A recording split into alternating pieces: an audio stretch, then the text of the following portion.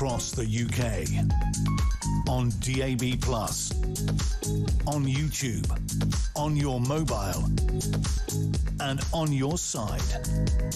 This is Talk.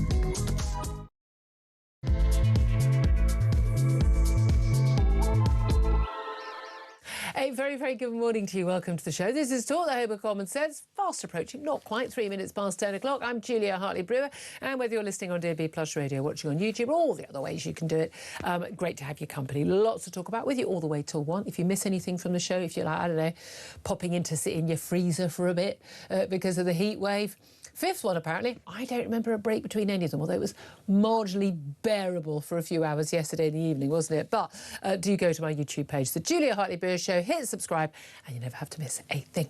Coming up in this hour, we're going to be discussing Andy Burnham's call for middle-class families in middle-class areas to play their part by accepting asylum seeker accommodation near their homes. Except, do people who are working class, living in working class areas, or the poorest communities, as he says, did they accept asylum seeker accommodation near their homes, or was it just imposed on them and even on their own council, supposedly their local representatives? And remember, Andy Burnham feels very strongly, doesn't he, about local representation.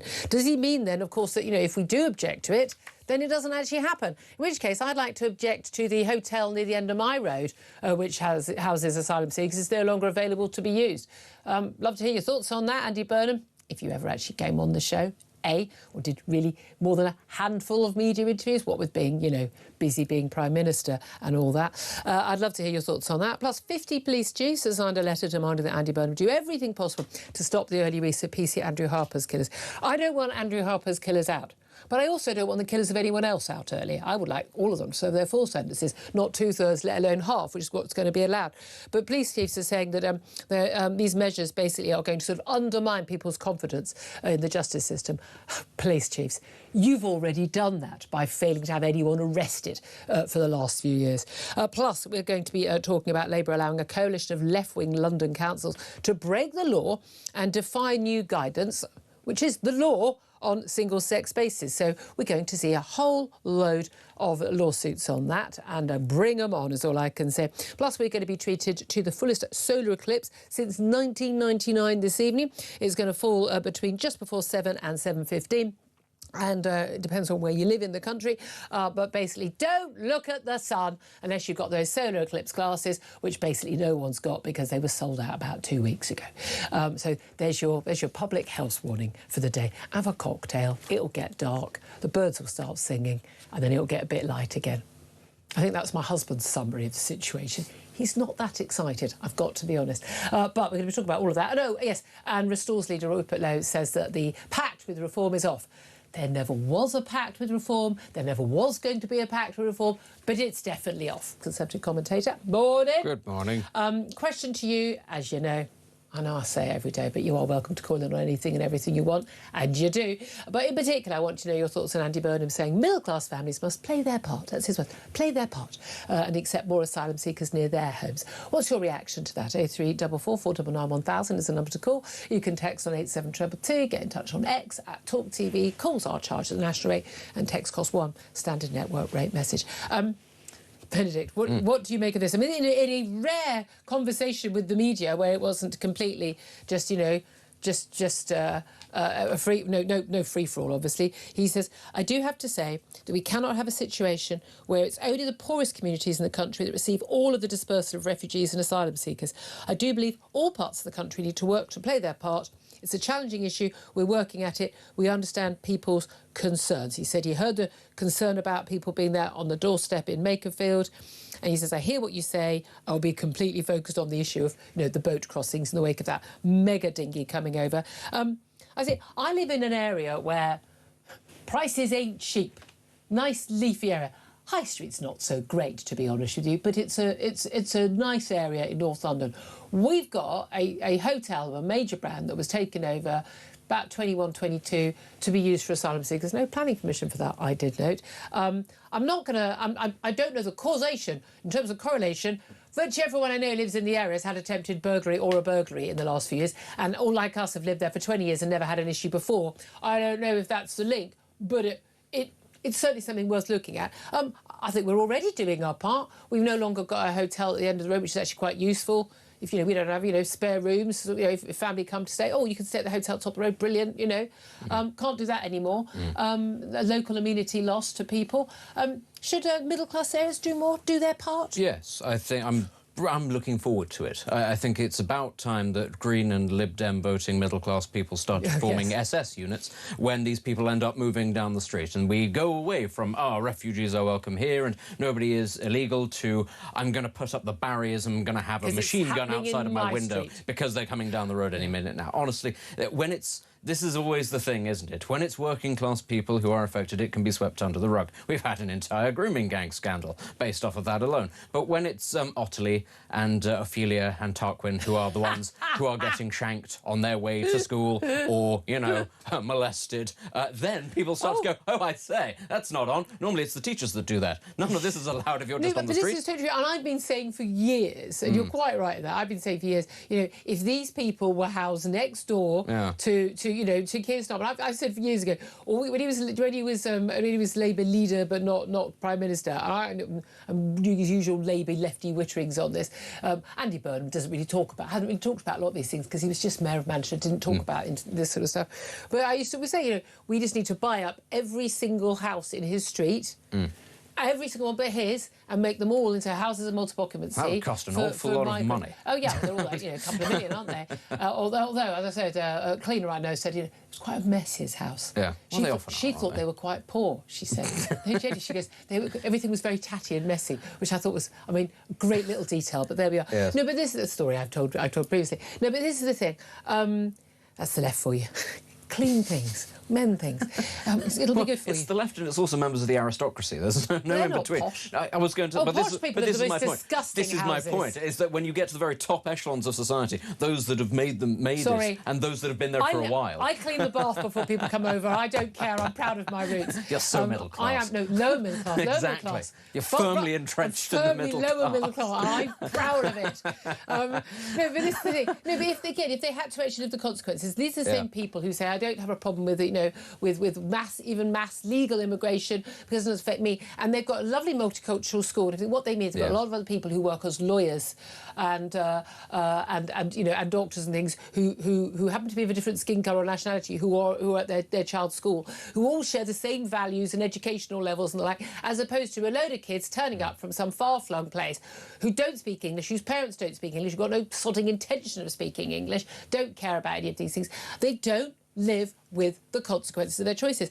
Thing is, this is the sort of thing, he says, and it can all sound very well and good, and people will nod along, but people are NIMBYs. It's like we all know we need nuclear power stations and reservoirs. Not in my backyard. Yeah, this is going to come back to I would disagree with you on one thing. Lawyers do like illegal migrants because they're a great source of income. Actually, they do provide business. Not the city lawyers. Not those sorts. No, of the course lanyard not. Classes. Those ones prefer actual human rights abusers because they can represent them in The Hague. Exactly. It's a different sort of he's thing. also promised to change our tactics to tackle the gangs bringing migrants across the country. Again, people always act as if these migrants are like.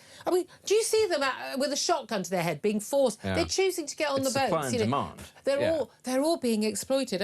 Some of them are being exploited. An awful lot of them are not. The gangs, though, has turned into the bankers, the bonuses. It's just a catchphrase to say, these are the evil people, these are the problems, not us, the politicians who make the policy that have led to this situation. Or the people who knowingly, illegally try to enter our country. Yeah. But it is fascinating because Nigel Farage yesterday saying Andy Burnham doesn't have the balls to stop the boats. I think we're quite right about that. The Prime Minister says he admits he needs to change tactics to put a stop to the boats, particularly after these huge big boats. This ridiculous, 49-foot mega dinghy, 230 people on board. The Sun have found an advert online, I think being sold through Alibaba, the big site in the east, the Far East, where basically, they're selling these dinghies as sports, recreational and fishing dinghies. Yeah, right. Sorry, How big a fish are you planning to catch with a 49-foot dinghy? I'm just really amused by the idea of there's this thing called Alibaba in the East promising you better. It's just like, I can give you anything. Come and see my wares. I have boats for all occasions. But they found this on the Alibaba Marketplace website. They found a 49-foot boat for £1,400. They found it within 5 minutes of searching. These things are not difficult to find. It's listed as a fishing and cargo boat in the water play craft section of China's largest online website. The what? The water play craft section. election. Come and have a day out in the English Channel. It only has one review, but it's got a rating of 4.8 out of 5. So I would say... Two of us fell in the water, but apart from that, it was great. Only a few people died. Gosh. I mean, you've got to see the funny side. I mean, that's the thing. This is the hilarious thing with Daddy Burnham. The Burnham bounce. He's a Burnham bounce. I mean, he's 1 point ahead of Reform. Reform are going down. They've got a lot of woes over there. You know, the £5 million donation, all these other things at the moment.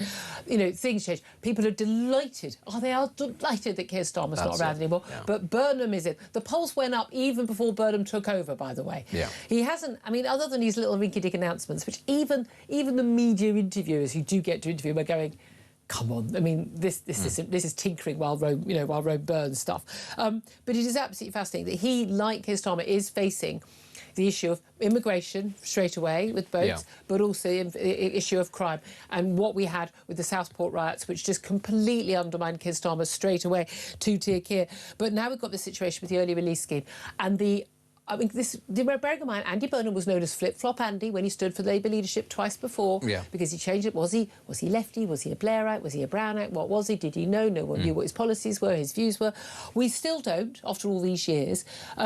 And he said he wanted, the early release scheme was going to go ahead. Then he said he'd review it. And then they said he'd done as much as he could, and rapists and groomers and child attackers wouldn't be released, but everyone else would. And then he wants to try and stop PC Harper's killers being released. And then Number 10 said they can't. And then the Ministry of Justice said they can't. And now Number 10 said they can. Yes. And I mean, come on. They haven't got a clue. Now, the word is, within the Ministry of Justice, according to sources, is that actually they feel that Alex, whatever his name, Alex Norris, the new Justice Secretary, that he's basically been given a poison chalice, been told, you go away, come back at the beginning of September when Parliament returns and tell us how we're going to stop this early release. It's very easy to stop the early release of killers. You just stop anyone who's killed anyone getting early release. Yeah. And then you let out other people instead. Or build more prisons, move people to women's prisons. This stuff is not beyond the wit of man. Why it's not been thought of before I find bizarre. But when you get every police chief in the UK signing a joint letter demanding that Burnham do everything possible to stop the early release of Andrew Harper's killers. This is Albert Bowers and Jesse Cole. That is putting a lot of pressure on him. It is untenable for him to allow these men to be released now, isn't it? Yeah, it is. Although I would also say I don't want to be in a country where you can decide to not release people on an individual basis for political headlines. And they won't be able to do that. That would be illegal. Yeah, but this is then also the point, is that they will turn around and say, well, we can't do X, Y, Z because the law says we can't do things, or this convention that we've signed up to. And this is, I'm afraid, this is the problem with governance in this country. And it has echoes of something that I'll just touch on very briefly in a second. It's a deliberate, affected helplessness. Oh, I'm terribly sorry. There's nothing we can do because this law says we can't, even though we are the government and Parliament is sovereign. And what does that remind you of? The build-up to the Brexit referendum. Years upon years of politicians saying, well, I'm terribly sorry, but I can't do anything about this thing that's crippling your business or causing massive issues that you face every day because Europe says we can't. At which point people turn around and go, OK, you're telling us Europe is the problem. We will get rid of that problem for you. And all the politicians turn around and go, oh, why on earth would you do that? And we're in the same cultural, political space. They don't want to fix these things. They don't want to change them. The reason why they want us to be in the EU, the reason why they want Quangos in charge, someone else's problem, someone's fault. But at the end of the day, we hold them responsible. I don't think you can become Prime Minister, and apparently have been planning for a year, and then go, oh, I'm just looking at this. It's almost like he's not read the papers for the last 3 years. Starmer did the exact same thing when he said, we are the best prepared government in waiting in history. Oh, I've looked under the bonnet and it's much worse than I thought, and it's going to take 10 whole years, which nobody saw coming. And everybody was sat there going, come on. How stupid do you think we all are? And I'm afraid to say Burnham is doing the same thing, but he's saying at the very start, oh, I'm not so sure. I feel very strongly about, high streets need to look pretty, and, you shouldn't have CVs looked at by AI. And there's sort of little things going, OK, I like the vibes of that, but what does that do actually to change anything? Pointing out, all these things are perfectly fine. This is stuff that should be announced, not even by a cabinet minister, but by a junior minister on ITV, rather than the Prime Minister. The Prime Minister who needs to be looking at the big stuff. £3 trillion in debt. 3 million. 3 trillion. It's going up that quickly. I offer you. Yeah, exactly. But again, I do find it extraordinary. The police chief say they're warning that failing to block the killer's release of Andrew Harper, they say risked undermining public safety, victim confidence and wider confidence in the criminal justice system. Frankly, police chiefs, you can do one. What is undermining confidence and all of those things is your abject failure to arrest people on a non-two-tier basis, on a fair and just way, for doing actual crimes.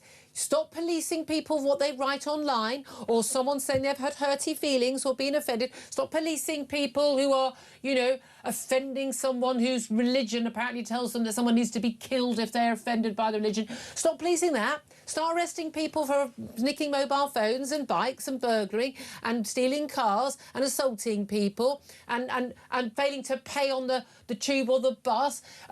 Start arresting people for committing serious crimes that actually impact on our lives, and stop wittering on about this. Now, I'm sorry.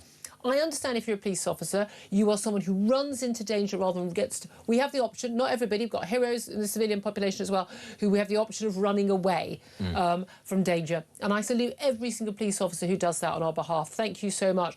But the police chiefs repeatedly, again and again and again, have proved themselves not to be on the side of the police officers who actually do that.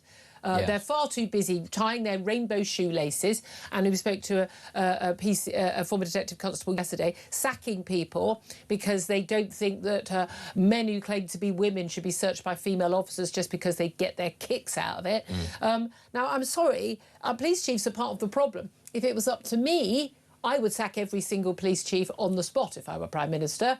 And if you haven't got the power to do that, I'd give myself a law so I could do that, and then ask everyone to reapply. And if you've got a whole load of your woke nonsense, if you've arrested people for, I don't know, questioning whether a Cambridge investigated someone for whether a Cambridge professor has actually sending him emails about his CV, you should be sacked on the spot and never ever work again in a police force where you have power over people. So I think the police chiefs, frankly, are not people I trust in this. And also, by the way, I mean, we've got the sentencing later today of Simon Levy, a serial rapist and attacker of women, and he is finally being sentenced today.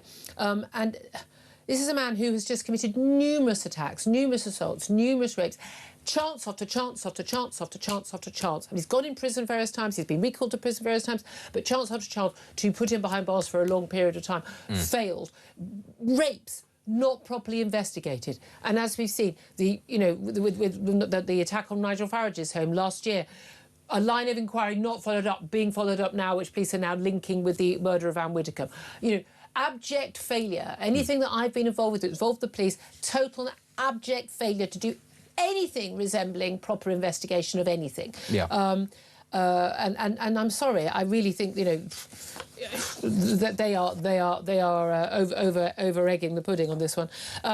Let's also talk about, we mentioned like that Burnham bounce, Labour on 24 points, down to 12, Lib Dems on 11, both Greens far too high if you ask me. But, I mean, there's talk about this, like, could he call an early election, a snap election? I literally don't even think this is on the cards. You don't call an election when you've got a poll lead within the polling margin error. Yeah, I thought that there was a moment in which he could have done it, and actually there would have been some positivity about that. He's been in office for 3 weeks. When but this is the problem. Well, no, right at the start, actually, is when he should have done it. The exact moment that Nigel Farage was wavering and deciding, oh, what am I going to do? And the exact moment that the Greens were, in fact, plummeting like a stone because people had realised what Polanski says when he comes out of his mouth. The issue with all of this is, of course, that Burnham has come in without a plan, and now after a couple of weeks it's very clear to everybody that he doesn't have a plan. The issue was always, though, if he didn't have a plan, the longer he held off not having one, the more obvious it becomes, the less likely it is that he wins an election at any point. But a general election, you actually have to put yourself forward for scrutiny and have a manifesto. You do. And then you have a plan, and as soon as you have a plan to governors to choose, you have to make decisions and you have to offer policies. And what the Labour MPs want and what the vast majority of people in this country want are not the same thing. That's true, but ultimately there was a very, very brief window in which actually simply saying, I'm giving you the choice, I think would have been enough to actually get him over the line. No, you're saying that on now with the benefit... Day, you're saying that now with the benefit... But not after a 6-week general election campaign. But you're saying that now with the benefit of hindsight. No, and what I said it then and I said it... No, you're saying that with the benefit of hindsight, you're saying that 3 weeks in, it would have been... The vibes, I'm afraid to say, were very different 3 weeks ago, and what I would then say is, it would have absolutely, I think, focused minds within the Labour Party. I said before he came into office that he would have a bounce and it wouldn't last because he hasn't got a plan. And he's just Keir Starmer in a black T-shirt with better taste in music. I don't think that he is Keir Starmer. I don't think he's very similar to him at all. No, in terms of he hasn't got a plan. Oh, in terms of he hasn't got a plan, yeah. But I do think... He's not sneering... On a fundamental level. And I'm sorry, because actually this isn't why people should elect Prime Ministers. Actually, I think he is a lot more... He comes across as a lot more human. And yes, actually, and he is. I think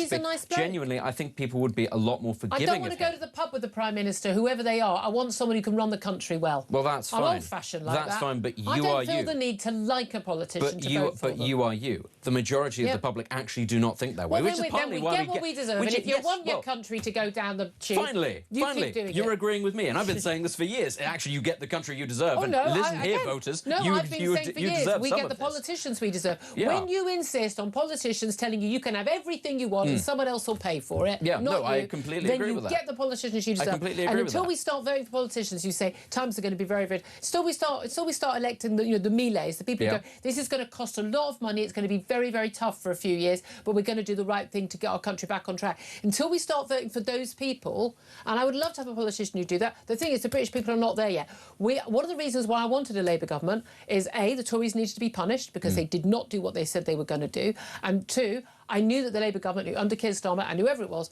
going to be terrible. And I thought the British people, and I'm someone who used to vote Labour, OK, but I thought it was time that the British people had a very good little lesson into... And I could see myself voting Labour on other occasions, depending on what the policies were and who the leader was. I'm not party political on that front. But this current Labour Party, I knew they would be so bad, I thought the country needed to have a little lesson of how bad it could be, and it would force sanity back into the other parties. Where are the Tories currently polling? You just read out all the polls. Where are they currently polling? They're just like 1 point behind Reform, 21. What does that say about whether or not the British public have learnt the lesson about voting Conservative? Have they truly forgotten? I mean, you could say... No, it is not. It's not a different party. It is not. Yeah, that's the point. It's all about Kemi Badenoch. And again, because it's all about vibes. It's not actually about the party or their offerings. People have forgotten what this particular group of people have inflicted on this country. And it's not, I'm not going to sit here and go, oh, the evil Tories. I'm talking about the ineptitude. They're the same people. I'm sorry. It's the same party. No, and again, well, some of those same people are now in the Reform Party. They're now in Reform, yes.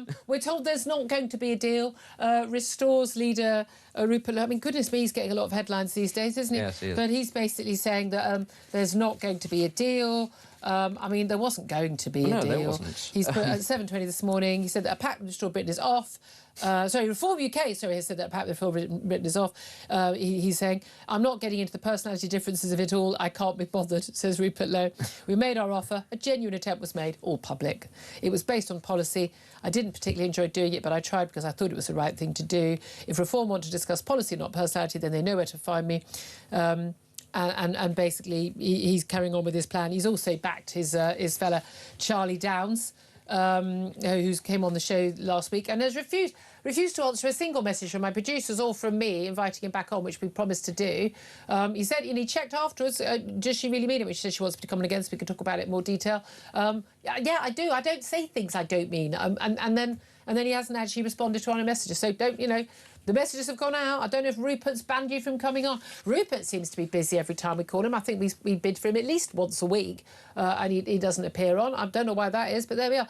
But that deal was never going to happen. No, of course not. And, I mean... Ideologically, these two parties are not aligned. They are diverging quite quickly away from each other. But fundamentally, even if they weren't, the egos are too large. I mean, we all know that. We can see Rupert Lowe and Nigel Farage doing this whole public spat back and forth. But then, even when you get below the surface, it is the likes of the young gentlemen that are working Charlie with Rupert Lowe. Others, well, there's others as well. There's a huge... But also with Reform, got to say, these are two parties that are mainly driven by the egos of individuals. I'm not necessarily saying that's a bad thing, but when those egos clash against each other, I don't see where the reconciliation can be. There was never any reconciliation, remember, between the Brexit Party and the Tories. There was one trying to basically cannibalise the other. That's how this ends up going. But I don't see where the reconciliation is. Can we talk of egos? What do you make of this story of Donald Trump when he left Turkey recently? It's been emerged that he got onto Air Force One, along with the plane. Everyone's told to keep their windows blinds down. He then gets out of the plane down into basically a cargo plane, a catering cart. He gets onto a military plane. He flies out. A number of other people go with him. Not everybody. There's other White House officials. I mean, some senior figures in his administration were still left on the plane, as were the journalists, because basically there was a serious risk, they thought, of an Iranian missile attacking his plane. And then asked about it, he says, hey, I was in more danger on my military plane. I mean, I do what I'm told to do, security. What do you make of that? I think it's all rather amusing, because I think he might have left Marco Rubio on Air Force One, which I think is, wow. J.D. Vance wasn't left on the plane. But what does that tell you about where the favour currently lies in the administration? Your literal vice president, who you might think was the guy who might separate. But no, I mean, I do think that there's probably some truth in the fear that they could try and knock him out of the sky. After all, he did kill the Ayatollah. and then tried to kill the next one. I don't think it's unreasonable for the Iranians to want to kill him, given that. All things considered, I would understand entirely if they decided to fire off a couple of missiles at Air Force One. But it is rather amusing the way that he's done this sort of little move, little sort of cloak and dagger move. Although, you know, as I say, was it entirely necessary? I'm not sure that it was entirely likely that the Iranians, they might have given it a go, but would they have succeeded? That's the key thing. And we're talking about the number of interceptor missiles. If I was one of the journalists, I'd be going, oh, gee, thanks. I mean, what I would say is that the United States has an awful lot of interceptors around Isilik, the airbase there. But are you going to take that? Oh, you're going to take that risk? I mean, come on. Anyway, we'll talk about Donald Trump a bit later and his inability to obey the simple rules of not looking at the sun during the eclipse. We'll talk about that a bit later as well with our favourite space boffin, Andy Lound. Up next, we're going to take your calls. So 0344 499 1000 is the number to get in touch on anything and everything you want to talk about. A lot of you want to talk about middle classes doing their bit, playing their part, taking asylum seekers and basically foreign fighting age men into their local communities. Not that I think we get a choice, but also the big boats and all of that combined. Give us a call, 0344 499 1000. This is Talk.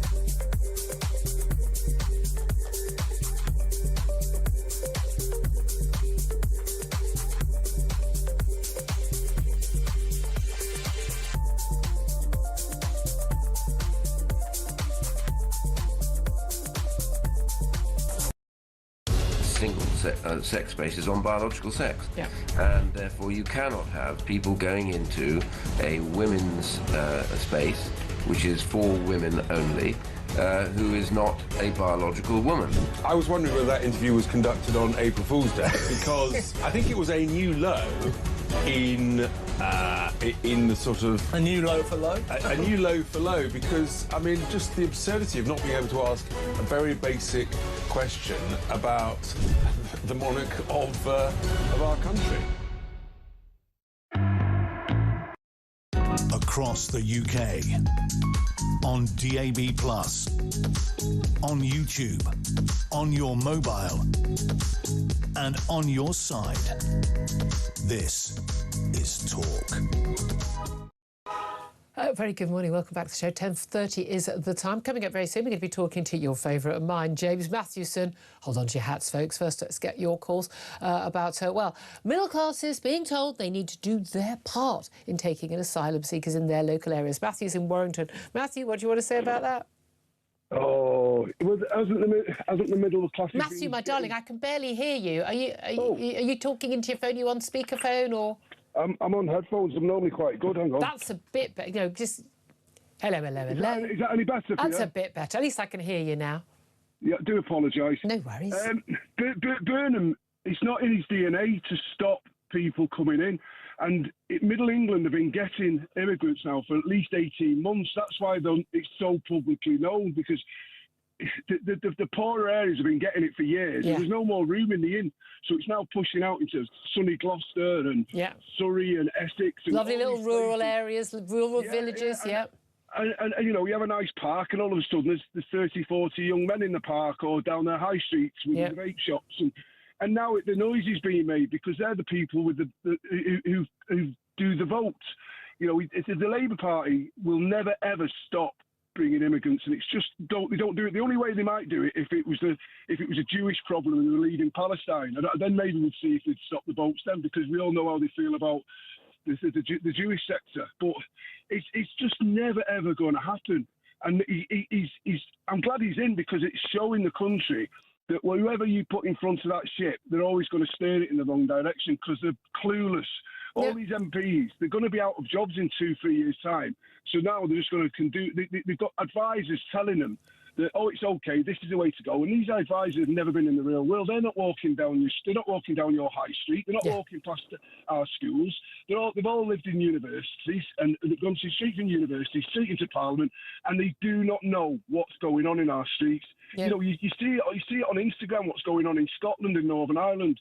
They've had enough. When did you think the IRA and the Ulster boys would join forces? That was fascinating over the weekend. The fact that, in the new IRAs, they call themselves basically saying, we're going to basically get rid of these people ourselves. I mean, that's very scary. But I imagine they'll do a rather better job than the authorities in the mainland Britain. Well, they will do, but we don't want that. We don't want exactly. vigilantes. We just want what they're doing right. All them on that boat was £25 million. Yet we can't afford to sort our NHS out. Everything's stemming on immigration because. Yeah. I don't think it's everything. I don't think if we stop the boats that everything would suddenly be solved. But it's one of the big problems that does need to be solved. No, but we ran to the rafters. Our NHS is rammed, our schools are rammed, our housing, our young people can't get on the housing market. HMOs, where I live, I've got 7 HMOs within 100 metres of our house. There's a big park, there's a primary school. It's not, they might be just working, but even there's nowhere to park, there's no cars. But also they don't look after, we have fun with the HMOs in my street, they don't look, we've got a lovely street, I'm going, why the hell are they being moved into that street? And you just think, they don't look after, there's rubbish everywhere, they dump stuff, they just don't look after the street in the same way that people who, who own their home or rent as a family look after it. And that does have an impact on the local people. Really good call, Matthew. I think you've nailed all of that. Thank you very much indeed. Let's go to Shirley, who is in the Cotswolds. Hello, Shirley. What do you want to say? Hello. Good morning, Julia and Benjamin. Hi. The thing, Andy Burnham is just a complete joke, telling us we've got to play our part. Who is actually paying for these people to live in these wealthy areas that many of us couldn't afford to live in ourselves? He's going to tank the housing market and be under no illusions. Angela Rayner is behind this. Because does anyone remember when she called it the Project Scatter? It's enforced integration. They are forcing integration onto us. These people aren't integrating with us. Well, they're not. But if they're living next door, what choice do we have? And as you've said, I have got friends who've lived in properties for 30-odd years, and now they have got people from different culture living next door to them who hang around the garden with all their friends, smoking, throwing rubbish around. The whole area has completely changed. And you know what? Can you imagine the criminals around the world now? The chat will be, hey, guys, we can all go to the UK and live in the best lux areas, and it's all for free. Yeah, but exactly. Remember when they're all in 4-star hotels and then they moved, then they couldn't be enforced. They go in 3-star hotels. And now we're told a bunch of hotels in, I think a whole bunch of them are being closed. I think 13 more are being closed. One of them was, the Metropolitan... Metropole Hotel in Blackpool used to stay in that for party conferences, for goodness sake. That's where it's often where the Tories and the Labour Party would stay. I mean, for goodness sake, the idea that people are being put up in these fancier hotels is absurd. Shirley, thank you very much indeed for that. We're going to take a quick break. Then we're going to be talking to former Labour Party spokesman, very much not a Labour Party spokesman anymore, James Mathewson. This is Talk.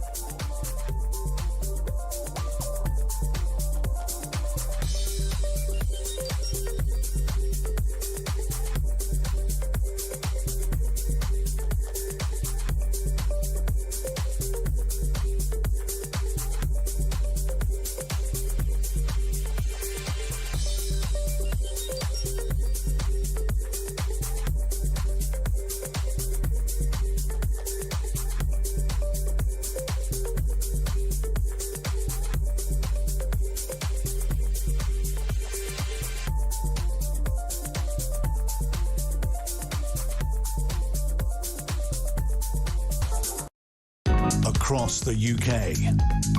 On DAB+, on YouTube, on your mobile, and on your side. This is Talk. This is Talk. I'm Julia Hartley-Brewer. Let's go straight to my next guest, James Mathewson. He's a former Labour Party spokesman, no longer in the Labour Party, and now left-wing commentator, and joins us. Very good morning to you, James. Morning, Julia. Thank you for joining us. What do you make of Andy Burnham saying that middle-class people and middle-class families in their areas need to play their part, in his words, by accepting asylum seeker accommodation in their areas? Do you think he's right?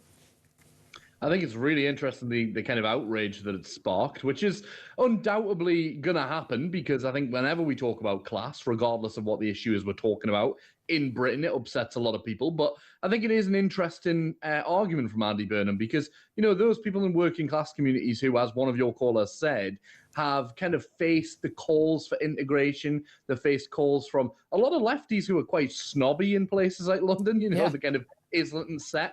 Had them look down their nose at for years without even having the honest conversation about why people like me are pro-migration as opposed to anti-migration. And those conversations haven't taken place. So there has been this kind of separation between what is deemed to be working class and middle class communities for a long time. Whether this is the right argument to say you need to pull your weight more or that those communities need to be burdened less, I don't know. But I do think it is interesting because class is something we are still very much scared I don't think this is an issue about class. This is basically if you've worked hard or you're lucky you've been brought up in a nicer area, you're probably less likely to have the cheap accommodation, the HMOs, the flats available, the high streets where there are places where these people are being put. You've not had to bear the full brunt of it. And he's basically saying we all need to share the burden. We need to accept. Why interesting is the word accept. Except people in working class areas haven't accepted. They've had it imposed on them. Even often when their local councils have opposed it. I mean, some councils want to sort of have more because they think for some reason this is a good thing for their local communities. But most councils have opposed it, and yet they've had them anyway. I thought this was a Prime Minister who cared about devolution and bringing power back to local people and local councils, but apparently not.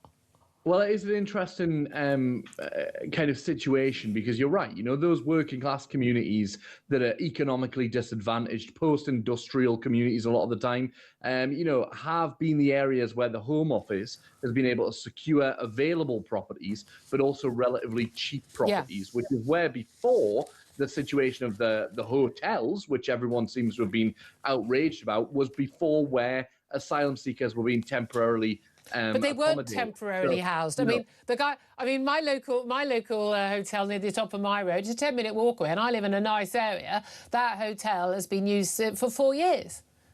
It's not temporary. Yeah, but not for the same people. The issue is, Julia, how do you know?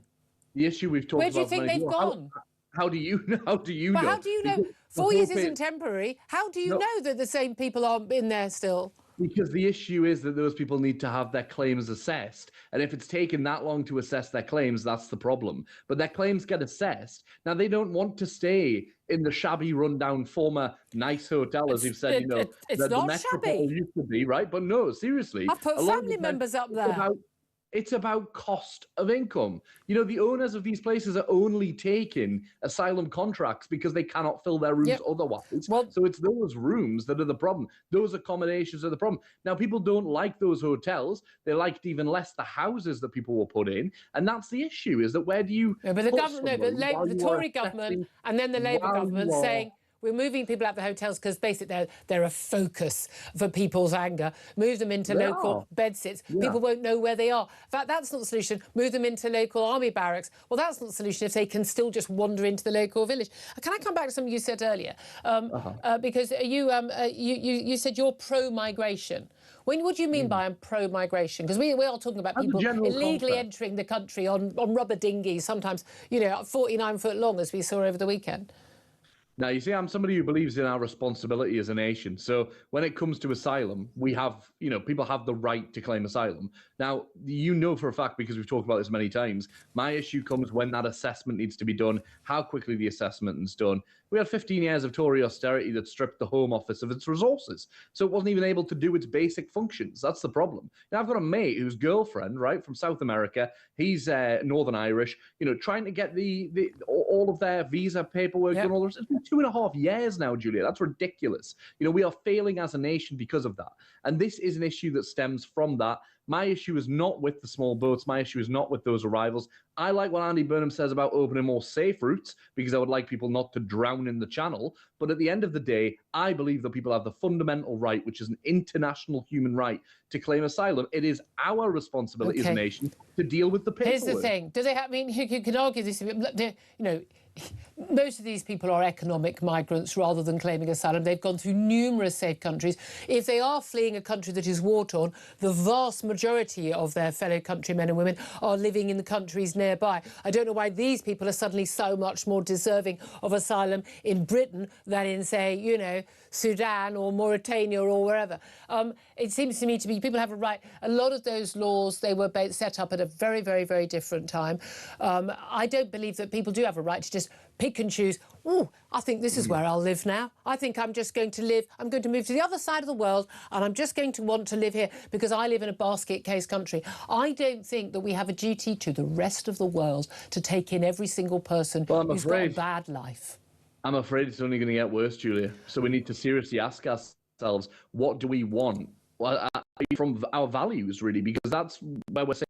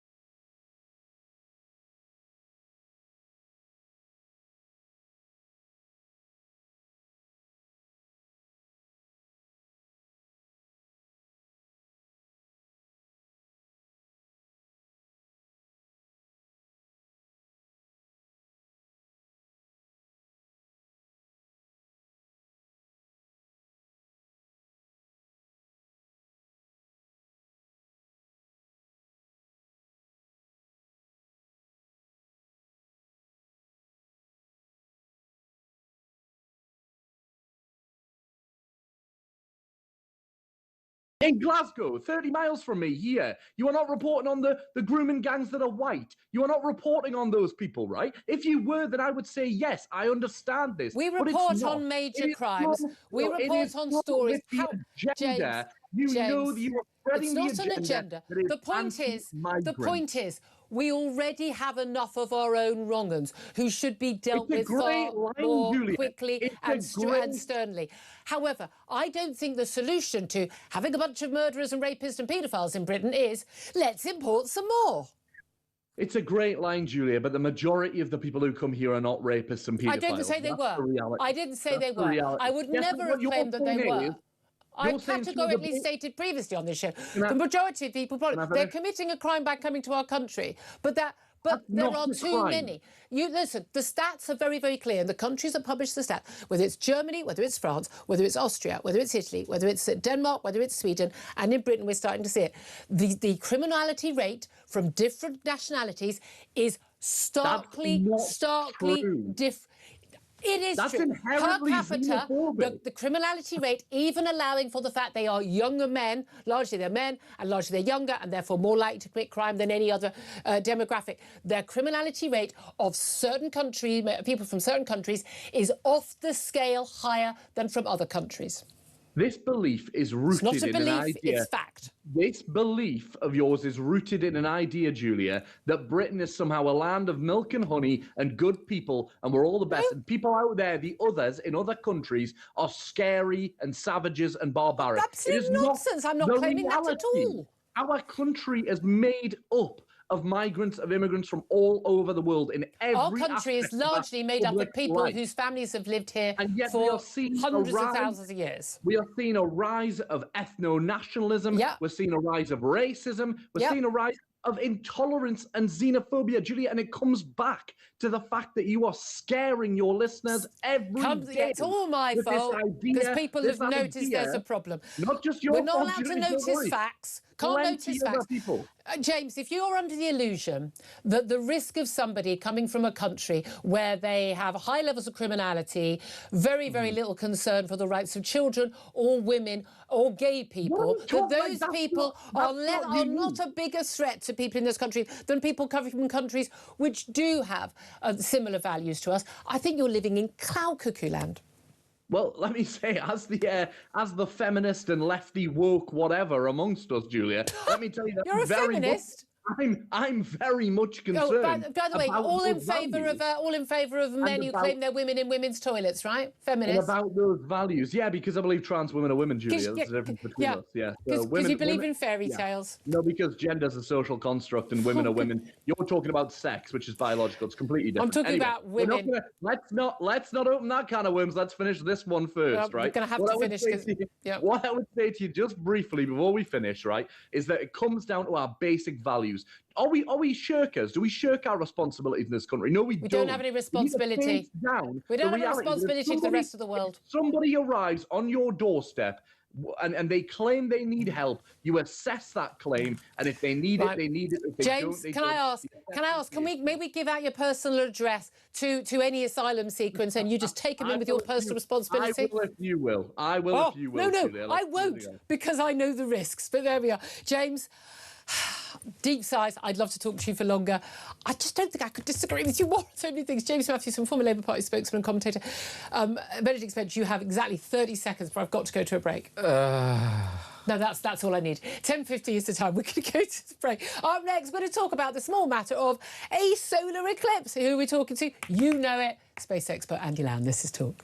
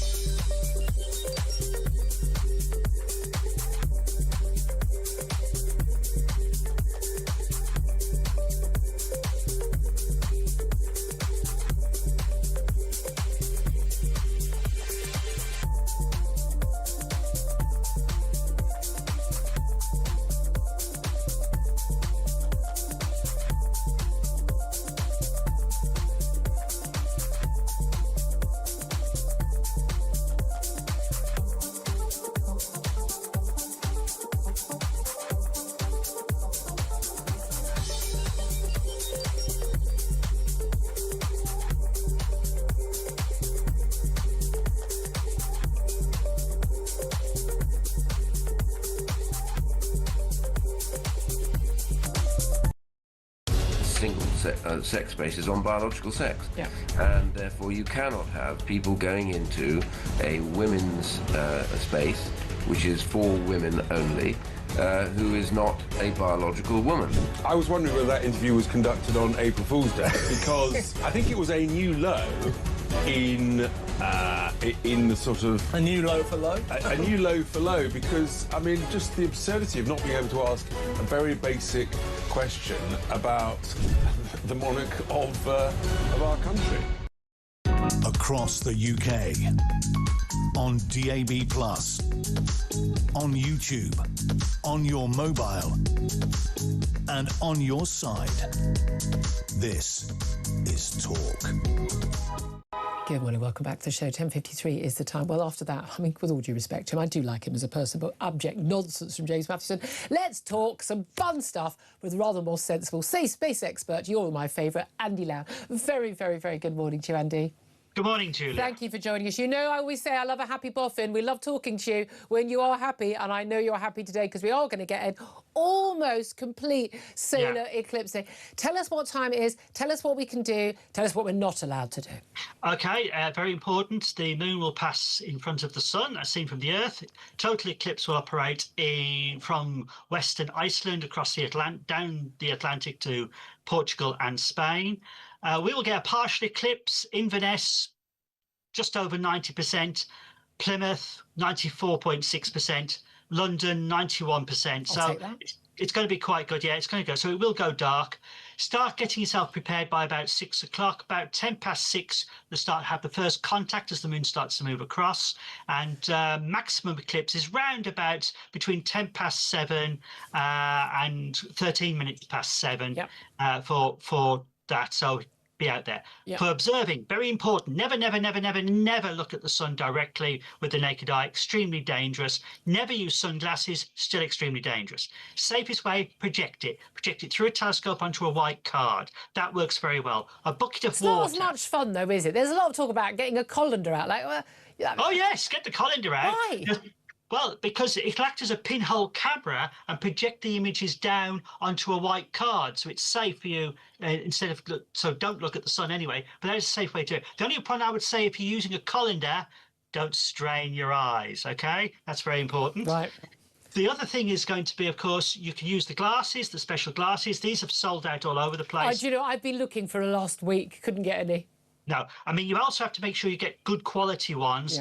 From a reputable dealer, a telescope supplier, an astronomical society, such like. Astronomical societies will be out there all over the country with telescopes with special filters on. I'll be doing that in Birmingham as well, so the public will be able, my local neighbours will be able to have a look at it very, very safely. But again, Didn't invite me. I know. It's very important that people do not look at the sun. We have to keep emphasising that. Just like somebody, let's have a little picture. I mean, 1999 is actually, I remember when we had the last full solar eclipse, and I remember watching that, and we had the glasses. I remember, I think newspapers were giving them away then, weren't they? But 2017, they had the eclipse in America. We have this wonderful image of Donald Trump, who had worn glasses, and then they showed that picture to people on YouTube. Donald Trump looking directly at the sun, just squinting his eyes.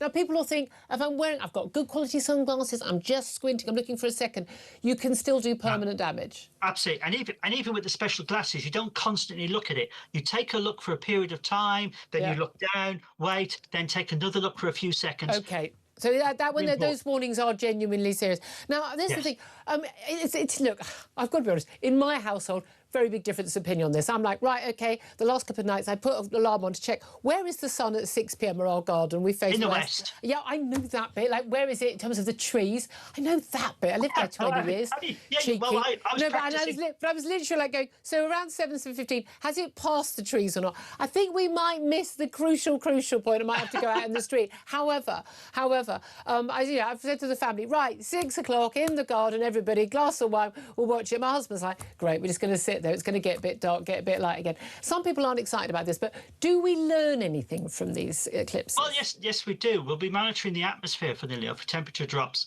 light levels, and see how it goes. Does the temperature recover? The sun is setting, so it's a low, so the temperature you would expect to drop anyway. But it'll be interesting to see the level of temperature drop. On the total eclipse, we get a lot of good observations of the outer atmosphere of the sun, which is what we can't see normally from Earth. So for the totality we'll see in Portugal and Spain and in west of Iceland, people actually get some good science out of it as well. So yes, they are quite important events. And of course, it's a very unique opportunity to observe because the moon fits perfectly over the sun. It is the most extraordinary thing in terms of the size of the sun, the size of the moon, and the relative distances to Earth. It is quite extraordinary, isn't it? And when is the next one if you miss this one?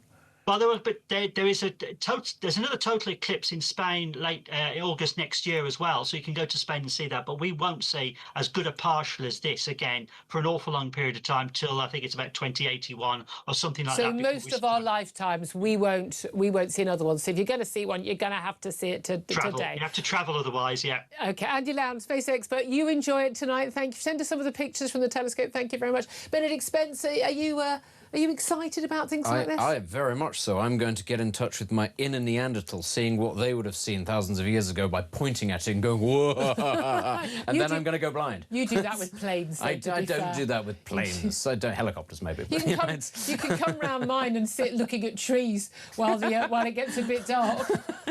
That's all I'm going to be able to see after I've been staring at it Donald Trump style going, oh, it's very bright. Not the brightest I've seen brighter, but, it's pretty bright, it's pretty good. And that's what I'm going to be doing, basically. That was alarmingly It is, good, isn't it? Just after how many years has it been? 12 years. I always get excited about these things, though. I think it's nice. It's still interesting. And again, it makes you realise just how big a deal this would have been. Like, suddenly it's the middle of the day. I remember being on holiday in the middle of the nowhere places, in the Andes and stuff, and the stars are like on top of you, and it feels like you can reach and touch them. How important the sky would have been to people. Yes, especially if you were in the act of sacrificing somebody, you'd go, God is displeased. You can go free. What else are you going to do with the virgins, eh? What else are you going to do?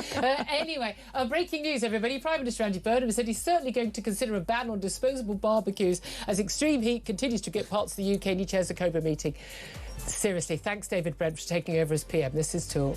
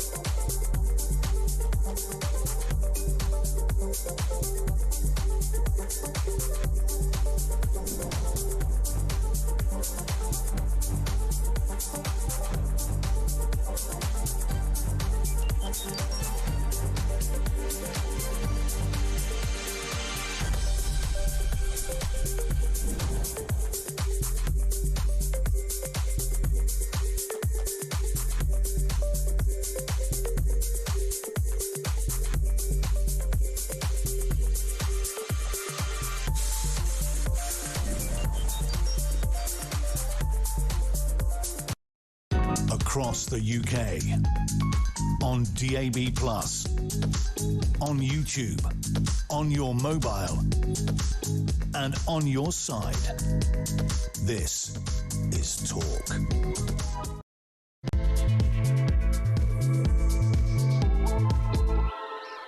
A very, very good morning. This is Talk, the home of common sense, fast approaching 3 minutes past 11. I'm Julia Hartley-Brewer, and whether you're listening on DAB Plus Radio or watching on YouTube or all the other ways of listening and watching, great to have your company. If you missed anything from the last hour, my goodness, you wish you hadn't missed James Mathewson, our left-wing guest, and with all due respect, James, spouting a lot of abject nonsense. But anyway, I think it's probably...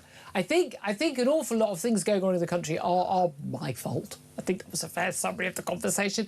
But don't forget, you can go and see what those interviews are on my YouTube page, the Julia Hartley-Brewer Show. Here, subscribe, and you don't have to miss a thing. Coming up, we are going to discuss Andy Burnham's call for middle-class families to play their part in accepting asylum-seeker accommodation near their homes, as if working-class families in poorer areas basically accepted it. No, they didn't. On the contrary, they didn't want them either. So who gets the choice? 50 police chiefs, all police chiefs, have signed a letter demanding that Andy Burnham do everything possible to stop the early release of PC Andrew Parker's killers as due early next year. Andy Burnham's been chairing a Cobra meeting to discuss extreme heat. But not discussing the crisis in the Channel, interestingly. And he has announced, as you've just been hearing in the news, that he's certainly going to consider a ban on disposable barbecues as extreme heat continues to grip parts of the UK. Quite extraordinary, just quite extraordinary that these are the things, the little tinkery things that he is concerned about. So we're going to be talking about all of that as well. And, of course, defence chiefs under pressure to reboot communication channels with Moscow amid fears of a misunderstanding at sea. What with all those dodgy Russian boats coming in and probing our cables or the like, could trigger a wider conflict. All that coming up. Delighted to say that Benedict Spence, Conservative commentator, is joining me still and making me snigger in the breaks too much. Trying to read some of this whilst trying not to smile. Very naughty. And do get in touch. Love to hear your thoughts on anything and everything. I think some of you getting in touch about James Mathewson's conversation, but also particularly middle-class families being told by Andy Burnham to play their part. That's his words. Play their part and accept more asylum seekers near their homes. We've got an asylum seeker hotel at the end of my road, 10 minutes walk from my home. I think we're already playing our part, thank you very much. I think they're playing their part in the fact that, complete coincidence, after 20 years living in the same place, never having any burglary attempts, having 3 burglary attempts in my building in just a space of a year in the last couple of years. Complete coincidence, I'm sure. What is your reaction? Give us a call, 0344 499 1000. Text the word talk and your message to 87222. Get in touch on X at Talk TV. Calls are charged at the national rate and text costs £1 standard network rate message. Benedict, I thought our caller Shirley made a very good point in the last half hour. Saying, well, we shouldn't have these people at all in the country, the asylum seekers, but also we're already playing our part. She goes to middle-class areas. Middle-class are the ones paying all the taxes, funding all these asylum. They're illegal migrants who are claiming asylum. Well, they're not what most people would have thought of as asylum seekers. Yeah, the middle classes of this country are paying rather a lot of money. I mean, you know, until recently, actually, the very wealthy of this country were paying a lot of money until they all left because they saw the writing on the wall. But yeah, no, the idea also that given that, you know, we've also had the sort of the drip feeding of, well, there needs to be a new levy on social care, maybe that'll come out of income tax, who knows how that'll be paid for. That is, again, the sort of the soft padding in. At some point, taxes are going to go up, and that's going to be on the middle classes to pay for Andy Burnham's social care plans. Should it come off, it's going to happen at some point over the next couple of years. So you've got that, and you've got the suggestion that your leafy suburbs or towns are potentially going to have a large number of people which they you don't already want to are. We're seeing yes, it's already starting to happen. And was it Piddlington or in it's Oxford? several places. They're basically going to treble, I think, their population by having these young men, and it's all the young men moved near their village. But also, I mean, they're the ones who had the ballot on whether or not they should actually secede from the UK. Brilliant. Yes, somewhere other than Scotland.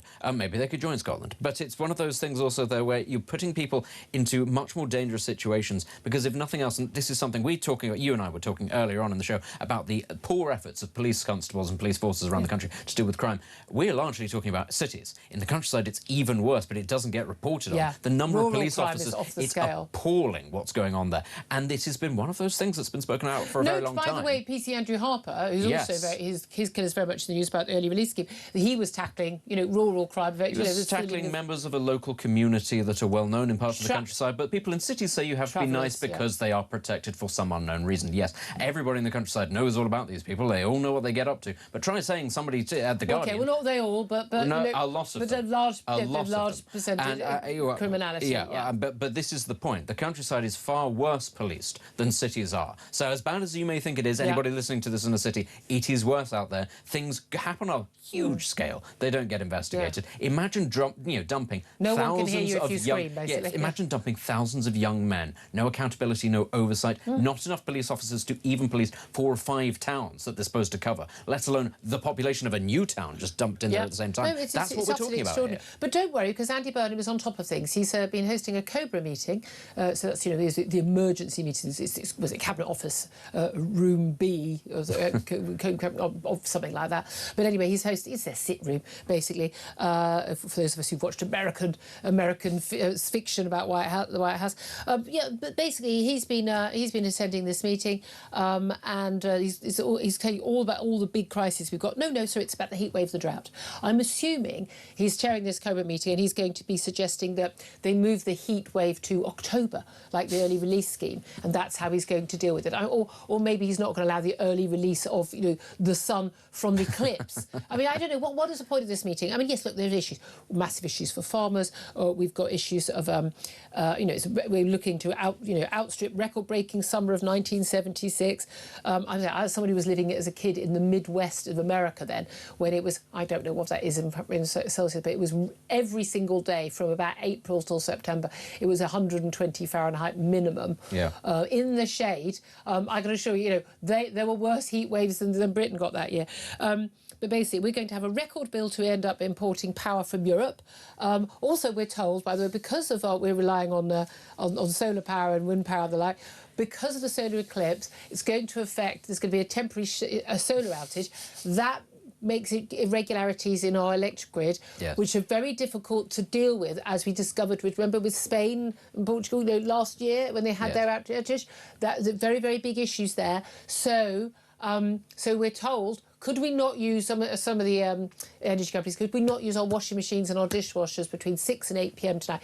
I'm going to put on dishwasher, washing machine, the dryer, the vacuum cleaner, the iron, the kettle, the oven. I'm going to put it all on because you know what? I live in Britain. It's a first world country in the 21st century, and I'm entitled to put on any sodding electric gadget I want at any time I want. Yes. And the government, the people who you pay to do this stuff, are supposed to provide enough energy for me to do that. It's a bit like with the water. I would like everybody who cares about this country and our future energy needs to use every gadget they can for a period of time in that time. Let's boost our energy demand at that time, shall we? To just say, hey, we expect our government to make sure we've got enough energy in the 21st century in a first world country. It's absolutely absurd. It's the same principle as water. It's the same principle as water. Actually, of all countries on Earth, this country should never be in drought. And yet it now is. What year was the last reservoir built in this country? It was 30-something years ago. 1992. That's it, yeah. How many more people live in the country since 1992? 11 million. Yeah, I was going to say it's just... Who would have guessed that people getting power showers, people getting washing machines at home, people having dishwashers, again, people didn't have those routinely, through the 80s, and 11 million more people. You'd have thought that might have meant we might need a bit more water. Who would have thought 11 million people might need 8 glasses of water a day? Who could have possibly seen this sort of thing coming? But this is the key thing, isn't it? This country has no shortage of water. It has appalling people managing it, appalling people running it, and if nothing else, even if there was a drought and it doesn't rain all year, we're surrounded by the sea. Desalination has never been cheaper or easier, but we're not allowed to. We're not allowed to because of net zero rules, which is truly insane. We also don't build, we also don't build anything at all, including power stations, even reservoirs. I don't understand, if you live in the countryside, why would you not want a reservoir near you? I know, it would be great. I mean, God, we'd like to have a lake near us. How lovely. But don't worry, Andy Burnham's on top of all of this because he says he's certainly going to consider not going to, certainly going to consider. He likes considering things. He likes reviews, he likes delaying things, he likes asking ministers to look at. He's certainly going to consider. I can't think of anything more, Napoleon-like in terms of decisive. A ban on disposable barbecues because extreme heat continues to grip parts of the UK. Now, I realise that is wonderfully an acceptance that an awful lot of our forest fires and wildfires are actually caused by either deliberate arson or by idiots who have barbecues in places where they shouldn't have and are not careful with it and then and don't put it out properly and then start fires. But we've got particularly dry vegetation and that leads to that.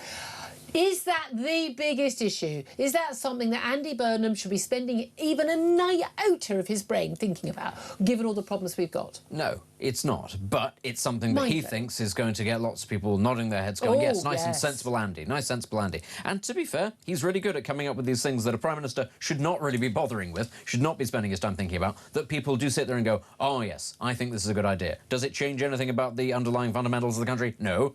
But he doesn't seem to care about that. Do you know what he's going to announce later on today? Because we've got a story today as well. We'll come on to the other issues of migrants that we've been talking about for the last hour. A ban on helium balloons. That should be... No, we've been hearing in the news a spate of injuries. 500 children in the last few years have been injured by these electric scooters. It doesn't say specifically if it's people on the scooters or if it's people who they hit, because I've seen both. The people on the scooters, I couldn't care less about. I genuinely, not my problem. I think you're an absolute mad person for being on these scooters, but he'll probably announce that they're going to be outlawed. Apart from the fact that most of these accidents are happening on scooters that are already illegal to use on public streets. Oh, by the way, they're all illegal to use on pavements, but apparently the police don't enforce that. The police, though, being that... But that's what... Andy Burnham will announce that. He'll announce a ban on something that's already banned. Yeah. But... I was nearly hit by one of those scooters yesterday. And listen, I'm not one who wishes death on people. I should have aimed better. Yeah, I'm not somebody who wishes death on people, but Darwinism is a fabulous thing, and I really do hope that it levels out that part of the population at some point. Because then I might get your job, Julia. I'm absolutely serious. I mean, the number of some of cyclists, lunatic cyclists, you shout at them and they go off and they always get hit by a bus. And I'm thinking, how upset would I be if they did get... I'm not pushing anybody. I'm not insane. I'm not going to damage anybody or hurt anybody deliberately. If people want to be that reckless with their own lives, fine. Just don't involve me in it. Don't be reckless with my life or anyone else's. But here's the thing. The police don't enforce laws. And yet we've got 50 police chiefs who are suddenly caring about someone not being behind bars who should be behind bars. Pity they don't care about the people who stole my bag or stole your mobile phone or stole someone's bike or, all these other people. Or indeed... I mean, this guy Levy, who is going to be sentenced today, who's been, in and out of courts, police doing virtually nothing often to actually stop this man from actually committing more crimes, despite being a absolutely, horrific serial rapist and attacker. But the police finally care because it's killing one of their own. And these are the two of the three killers of PC Andrew Harper. They've written a joint letter saying that the Prime Minister must do everything possible to stop these men being released. Now, they could stop... The Prime Minister has passed this on to Alex Norris's Justice Secretary. And basically, word is that the Ministry of Justice, look, he's now got the poison chalice. It is not remotely difficult for them to stop the release of a few hundred of the 900 people who've been convicted of manslaughter, thereby including the killers of Andrew Harper in that list of people. You don't need to change the law. They could change the law. Tories at Reform said they'd help them. They'd be able to change the law. There's no issue there. But they don't need to. They could just keep that category out, the same way he stopped rapists and groomers and child rapists from being released. Yes. There's nothing complicated about this. There are plenty of other people they could remove, they could move, etc., etc., other people that could be released. But I find it a bit rich for police chiefs when they've said extraordinary, they warn that failing to block the killer's release, they don't seem to be caring about any other victims or families of people who've been killed, their killers being released. Failure to block that release, they say, undermining public safety, victim confidence and wider confidence in the criminal justice system. No, you did that already, police chiefs. You are the problem. Abject failure. Numerous police officers who never arrest a single person in a year in numerous police forces, but they are busy, giving people wagging fingers and visiting journalists at their doors saying don't send emails to a professor who may have lied about his qualifications to get into Cambridge University as a professor, or to journalists for a tweet or for people making inquiries that are completely legitimate or posting completely legal views. The police are part of the problem here. Yeah, they are. And specifically on the subject of the killers of PC Andrew Harper, I think it should not be the case that politicians should consider keeping individuals, named individuals, behind bars for headlines. The rule should be that everybody guilty of this crime should not be being let out early. Not, oh, well, we'll let out 98% of them, but these two particular bad boys, they'll stay. The ones whose widow and mother, who are incredibly sympathetic, I mean, God, I feel for them every single day, and I don't want these people released.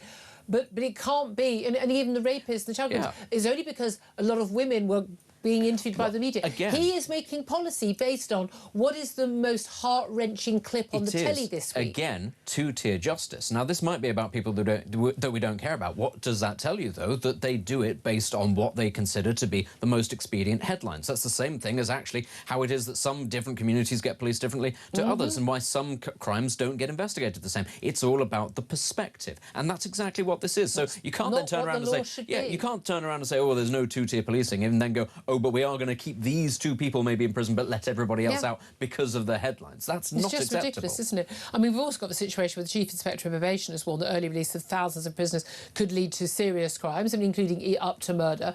We had that vote, we talked about it on the show in the morning. In the afternoon, we got the release of that vote by a probation officer. It's indicative they're going to have an actual ballot.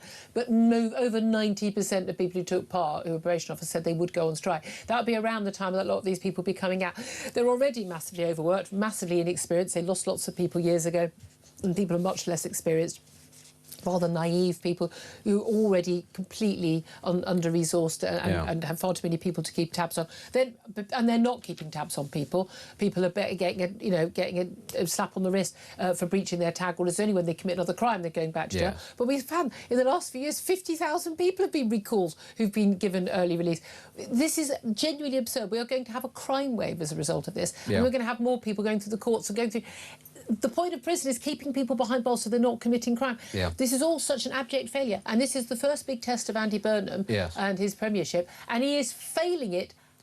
I mean, outrageously. A lot of problems could actually be solved by building more prisons, having more prison spaces, very quickly. And Nightingale prisons, properly staffing them with, with probation. No, not probation officers. Sorry, prison officers who have passed, shall we say, some slightly more stringent, officers, or ex-military or whatever it might be. People who are not going to be shepherding drugs into the prison because that's more financially expedient, and who also are not going to start having affairs with inmates, which is happening a lot. Having affairs with we are getting to a point where we will have to say, actually, I'm not sure there should be female prison officers in men's prisons because it's happening too often. And people will, of course, say, well, it's not all of them. Once is too many times. It's a weekly occurrence now, actually, that we hear stories of this sort of thing happening. And, of course, that's downstream, again, of bringing contraband into prisons. That's partly why it happens. Yeah, absolutely, absolutely. Let's also talk about Andy Burnham calling on middle-class areas to play their part, it's his word, and accept more asylum seekers near their homes. He did say, didn't he, when he gave one of his... he accepted the speech overnight, but the speech the next day in Makerfield, after becoming the MP for Makerfield earlier this year, he did say that when he was going around in Makerfield, he talked about how he said, and he mentioned it again in this speech yesterday, this interview on GB News, he said, I heard it on doorstep after doorstep in Makerfield about the need to tackle the small boat crossings, but in particular, one of the things people were saying about the houses of multiple occupancy and having people in those areas. And he said now, middle-class families should play their part, accepting asylum seeker accommodation near their homes. He would work to ensure that the poorest communities did not have to take the lion's share of accommodation for asylum seekers. He's campaigned against housing asylum seekers in houses of multiple occupancy and hotels in working-class areas. But he's refused to commit to stopping small boat crossings by the next election. Why not? Because he can't. But here's the thing. The reason why they were moved into hotels was because there wasn't any accommodation for them. And the reason they moved out of hotels into houses of multiple occupancy and to some of these army barracks was because people went, we don't want our local facilities. We don't want the place where we go for our wedding anniversary. The only hotel as a source of tourism in our town to be used by these people. We're also concerned we can't let our kids walk past because of the sexual harassment and the criminality. And I'm sorry, our previous guest, James Matthews, said the level of criminality is off the scale. Not everybody, other than the fact they've illegally broken into this country, but the rate of criminality is way too high. And one crime would be unacceptable, and there's a lot more than that proven. Not just people thinking it, worried about it, or being racist because of the colour of their skin. Proven criminality, people going to prison for those crimes against women and girls. But we are, you know, they were moved into housing occupancy because of the outcry of the hotels. We've seen a bunch of hotels being closed in recent months, and the Tories said they would do that, Labour said they'd do that, and they do it, and they go, oh, isn't it great? No, we want the hotels closed. We want the people gone. Yeah. We don't want them in housing occupancy. I've got a hotel at the end of my road. I know that there are asylum seekers in some of the bed sits in the road. It's definitely a middle class area. Yeah. I live there. It's leafy. The flats, the homes are in the many millions. The flats cheaper, but nevertheless, you're going to have a good job to afford to buy this unless you've got one of the council flats. But there are houses in occupancy, people living in this area already. No one accepts these people apart from these weird sanctuary councils like the Greens and the Lib Dems who think that they're being nice people. Middle class people don't want them. Working class people don't want them. The reason they were in working class areas was because those places were cheaper. Yeah. So we're really saying it's fair that basically taxpayers pay more to house people in a nicer area because we need to ruin the middle class areas too. Yeah, listen, we're coming up to, this is the 8th year of the small boats crisis aspect of illegal immigration. So there's been plenty of time to build dedicated detention facilities.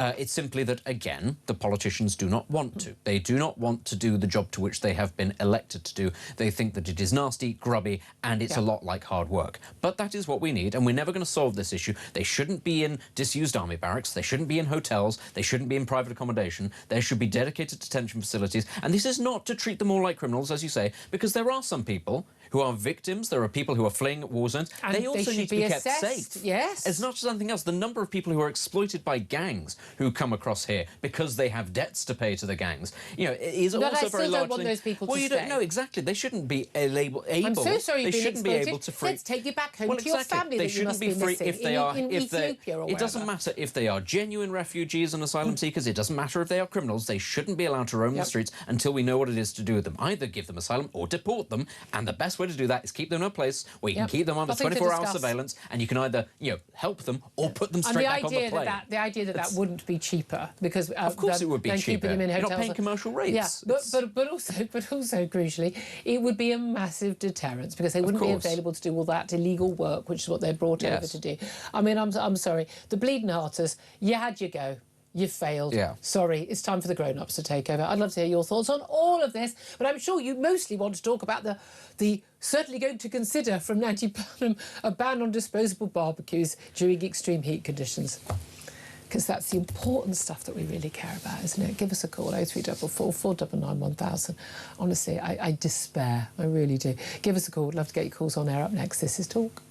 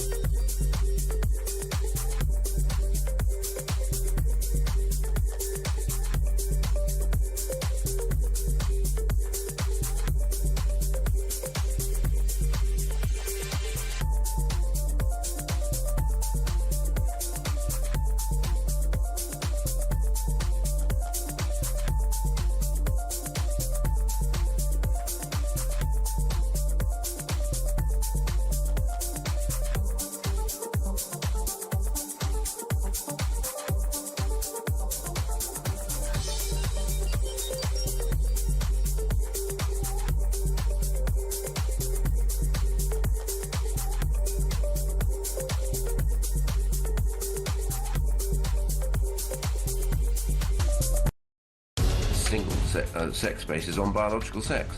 And therefore you cannot have people going into a women's space, which is for women only, who is not a biological woman. I was wondering whether that interview was conducted on April Fool's Day, because I think it was a new low in the sort of... A new low for low? A new low for low, because, I mean, just the absurdity of not being able to ask a very basic question about the monarch of our country.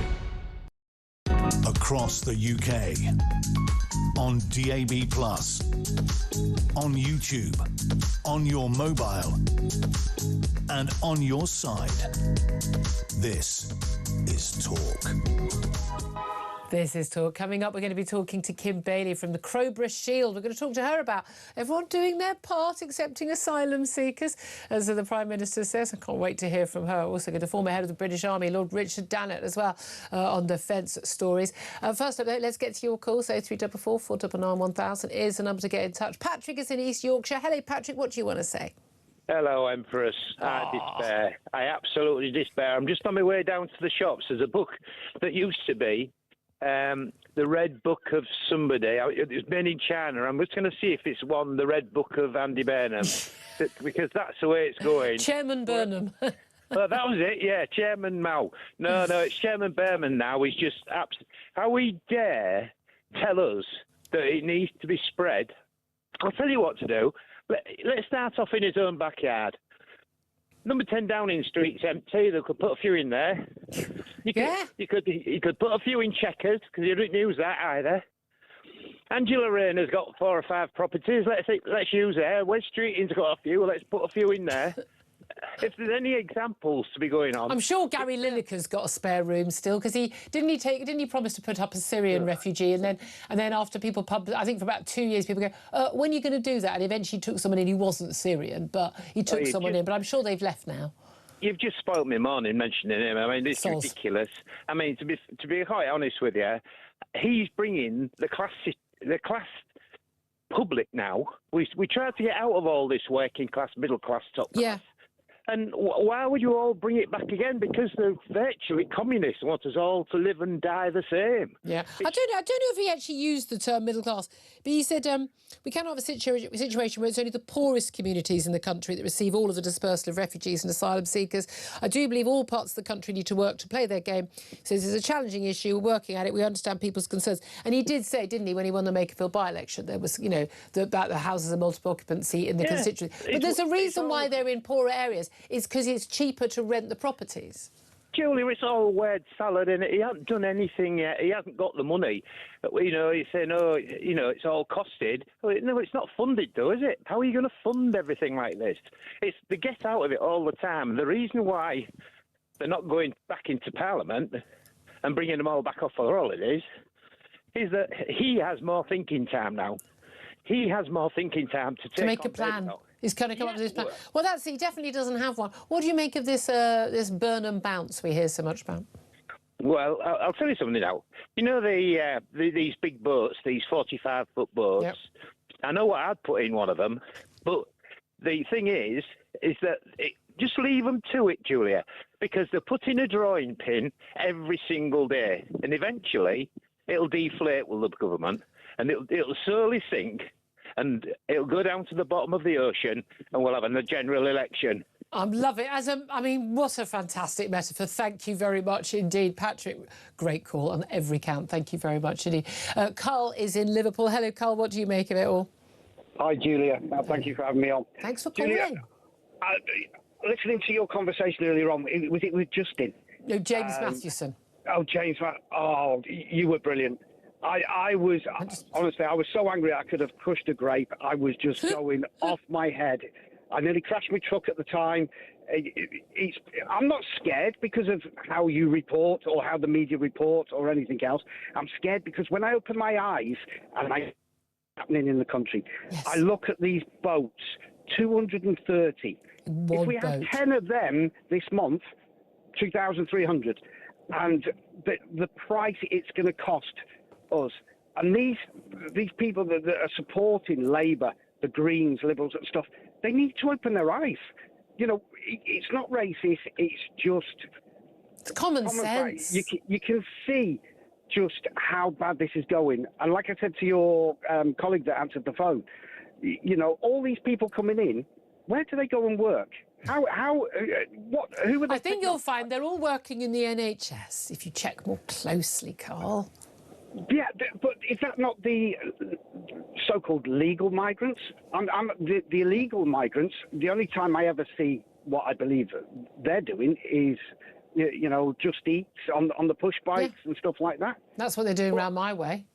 Yeah, and, you know, we can't put them into NHS, the illegal migrants. We can't put them into schools. We can't put them into care homes and stuff like that with our vulnerable, because they throw their passports away. Yeah. No legal migrant or somebody that needed our help would throw their passports and their paperwork away and sit there and say, you know, I've got a beard, I look 60-odd years old, but I'm only 13. Well, exactly. We see case after case. And again, I just find the naivety of the left. And I don't know whether they really believe the stuff they're saying sometimes, and it worries me. I'd almost rather they were lying than that they actually believed it. But then they claim things like that, you know, a trans woman's a woman, and you think, oh, you might actually be crazy. Because I do think you're either stupid, crazy, or a liar at that point. You can't be anything. I mean that very respectfully to my guests, but there are only three options there. Great call, Carl. Thank you very much indeed. Some breaking news. I thought they'd already started doing this, but I know University of Cambridge had said regarding that Professor Jason Arday and looking into his claims that he had all these, you know, different roles at and honorary professorships at different universities, who basically said we'd never heard of him before he resigned this time last week. In fact, the University of Cambridge have said they are going to investigate Professor Arday's appointment by its Faculty of Education. This is back in 2022, as well as his time there since. Lots of complaints from students for basically like he wasn't even doing any teaching and just sort of sit there and quote song lyrics rather than actually teach them anything. When people complained, they were accused of racism. I know, it's funny that keeps coming up, doesn't it? The Vice-Chancellor, Professor Deborah Prentice, has called the case an aberration. Except, of course, interestingly, it doesn't appear that it is, because there's another story out today showing that Cambridge hired an academic who, I mean, extraordinarily, backed a terror group and opposes Western education. Quite extraordinary. This is interesting. This is a story from The Spectator. Farah Ahmed, she was a member of the extremist group Hizb ut-Tahrir. She was appointed as an assistant research professor at the university's Faculty of Education, the same one that Jason Arday worked in last year. So she once supported the now terrorist organisation. But basically, she also opposes, this is extraordinary, she has expressed extreme views on education both before and since her appointment at Cambridge.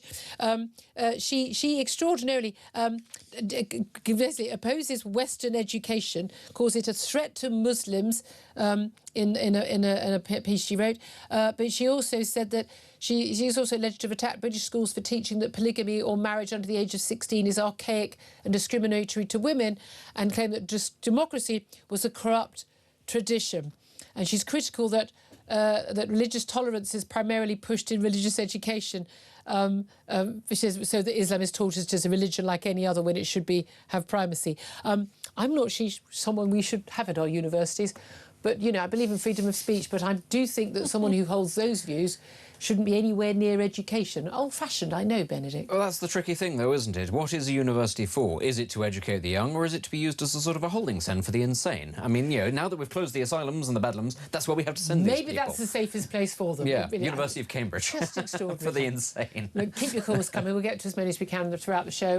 0344 499 1000. Up next, we're going to be talking more about how, well, you know, how basically middle-class areas are going to have to do their bit and take on more asylum seekers. We'll talk to the chairman of Crowborough Shield, Kim Bailey, about that. This is Talk.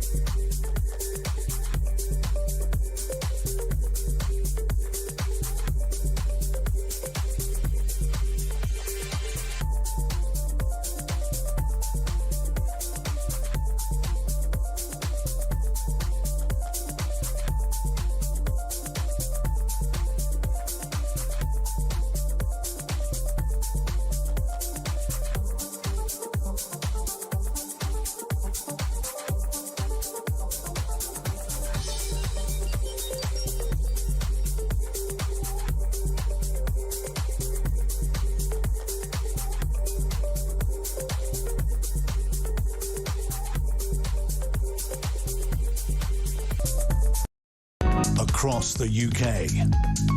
On DAB+, on YouTube, on your mobile, and on your side. This is Talk. Welcome back. 11:37 is the time. Let's go straight to Kim Bailey now. She's the chairman of Crowborough Shield. They, of course, the organisation basically fighting back against having just a whole bunch of young military-aged foreign men who've arrived on boats from being plonked next to their homes in Sussex. Kim Bailey, thank you so much for joining us. Thanks, no worries. Really appreciate you joining us. Andy Burnham has said it shouldn't just be the poorest communities who have to take the lion's share of accommodation of asylum seekers. He says middle-class families should, in his words, play their part accepting asylum seeker accommodation near their home. Now, I mean, your area, it's quite a nice leafy part of Sussex. Would you consider your area to be the sort of area that somehow hasn't been playing their part? I mean, you can consider Crowborough as a more affluent area of Sussex, but I think this whole country is playing its part. Taxpayer is playing their part. The poorer ends of society are also playing their part because social housing is being given away, meaning that it's unavailable to those who genuinely need it. Everyone is playing their part apart from this government. They seem to just think that they can bombard communities, upset communities by just ram-raiding these decisions through under the cover of darkness. It's disgusting. But they need to address the root cause. And this is just causing chaos across the country. It's upsetting families. It's upsetting communities. The whole thing is just terrible in every sense. Well, exactly. I mean, again, the solution was never putting these people in 4-star hotels or then 3-star hotels or 2-star hotels. The solution was never, as they continue to do, Labour started it, Tories continued it, closing down the hotels, moving these people into houses of multiple occupancy. The solution wasn't moving them into army barracks, where they could just wander freely, whenever they felt like it, nearby lovely, nice areas or villages.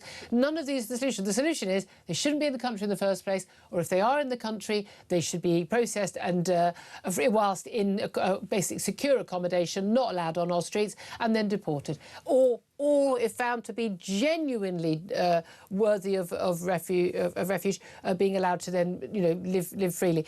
But none of the options that the governments have chosen are acceptable to any of us. And it's interesting, as you say, we're all doing a part. People having to put up with this in their local areas. I said I live in a nice area. We've got an asylum hotel. We're already putting up with it. But also everybody's paying taxes, paying for it.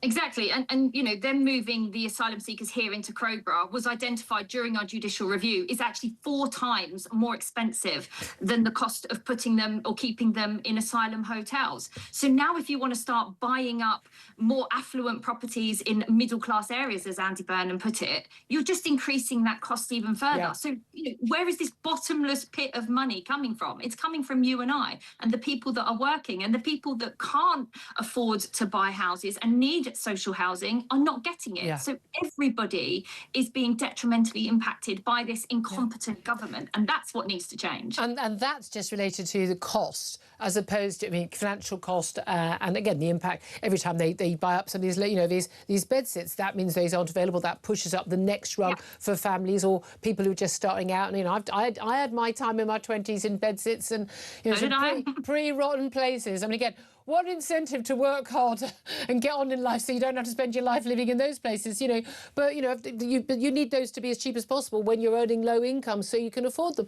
But this is the thing, there's another cost, which is the impact on local communities, the impact on safety, impact on crime. We had a guest on earlier, James Mathewson. Apparently, when I talk about this stuff, I'm scaremongering. I'm not focusing on all the homegrown British paedophiles and rapists. We should be, we should be focusing on them, not the ones We've that got enough of our own. We don't need to be bringing more into the country. Exactly.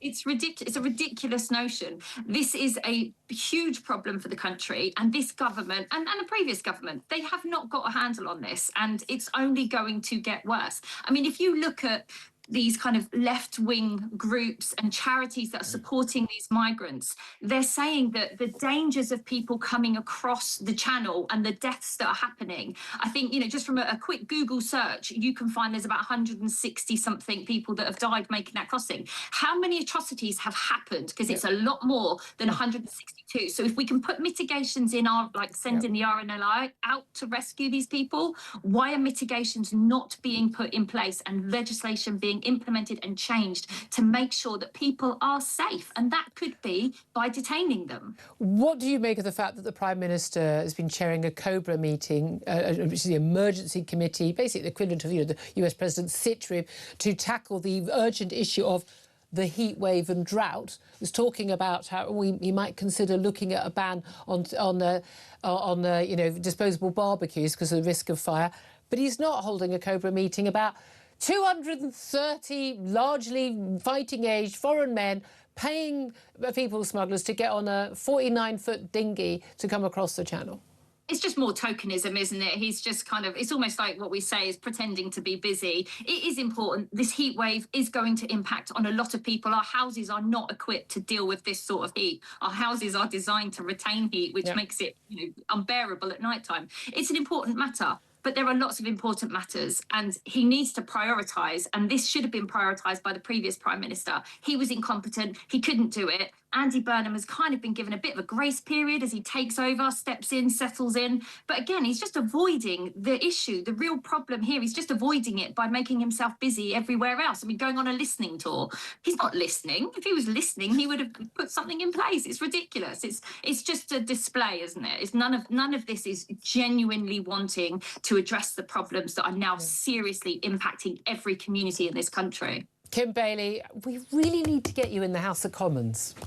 I would like to see you in government, Chairman of Crowborough Shield. Really, really would. Thank you very much indeed. Benedict Spence? Listen, I've made my feelings very clear about how I think that this is going to end up going, which is that eventually people will become radicalised by all of this. And Crowborough is actually a really good example of this, is that when you push these things onto people, they've got no say. Ordinary families, Ordinary family going about their lives, and actually then, and we saw what happened in Crowborough, which is, has been sort of documented there, the protests and attempts to smear people as well, but it didn't last very, that's the key thing. They weren't able to get away with that, the suggestion that these people were racist or particularly backwards, because it was very clear that these were just ordinary women, predominantly women, it must be said, saying, no, we're not OK with this. You just replicate this in other parts of the country, increasingly middle-class places, increasingly wealthy places. What do people think the outcome's going to be? Actually, sooner or later, people do stop going, refugees are welcome here, and isn't everything lovely and fluffy and sunny? We all remember... And sooner or later, they start to go, do you know what, actually? No, this doesn't work for me. Remember now when that the it's Florida not governor, Ron DeSantis, because the Republican governor, and he was saying, no, we don't want all these people, these illegal migrants, and all of the people in in Martha's Vineyard, the very, very posh Democrats. And places like that. And he literally hired a whole load of coaches and he shipped them up there and went, there you go. And they went, oh, no, we don't want them here. No, you don't want them here, do you? No one wants them here. Well, maybe people don't want them anymore. I rather like that reform policy, which is that the Green Party that insists that refugees are welcome and we should have basically open borders. Fine. Any asylum seekers that we do have, that while they need to be, before they can be deported, they will be housed in constituencies that have voted for a Green MP or for a Green council. You say you want them? You have them. Yeah. I've got no issue with that. Live with the consequences of your voting. So much more to talk about. We're going to be taking a quick break. Then we're going to be talking to Lord Danner. He's the former head of the British Army, about defence chiefs under pressure to reboot channels with Moscow concerns. So we could basically get into a war with Russia by accident. I don't think Russia would enter into a war by accident. I think they're pretty much keen on a war quite deliberately. Also, the tit-for-tat spat that is going on between Zia Youssef of the Reform Party and Ben Wallace, the former Defence Secretary. We'll talk about that as well. This is Talk.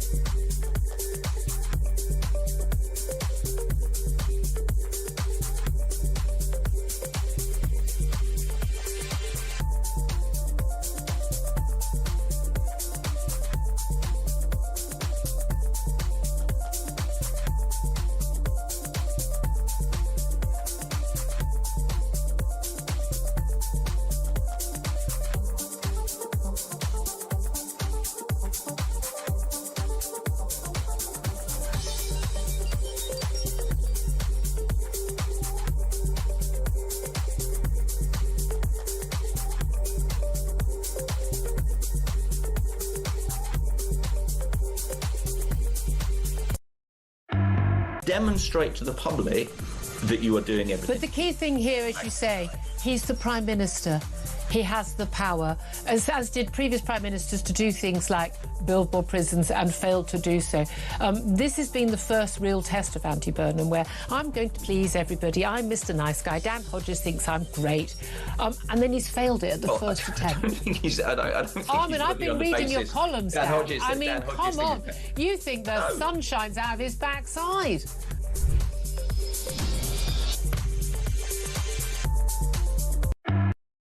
Across the UK, on DAB+, on YouTube, on your mobile, and on your side.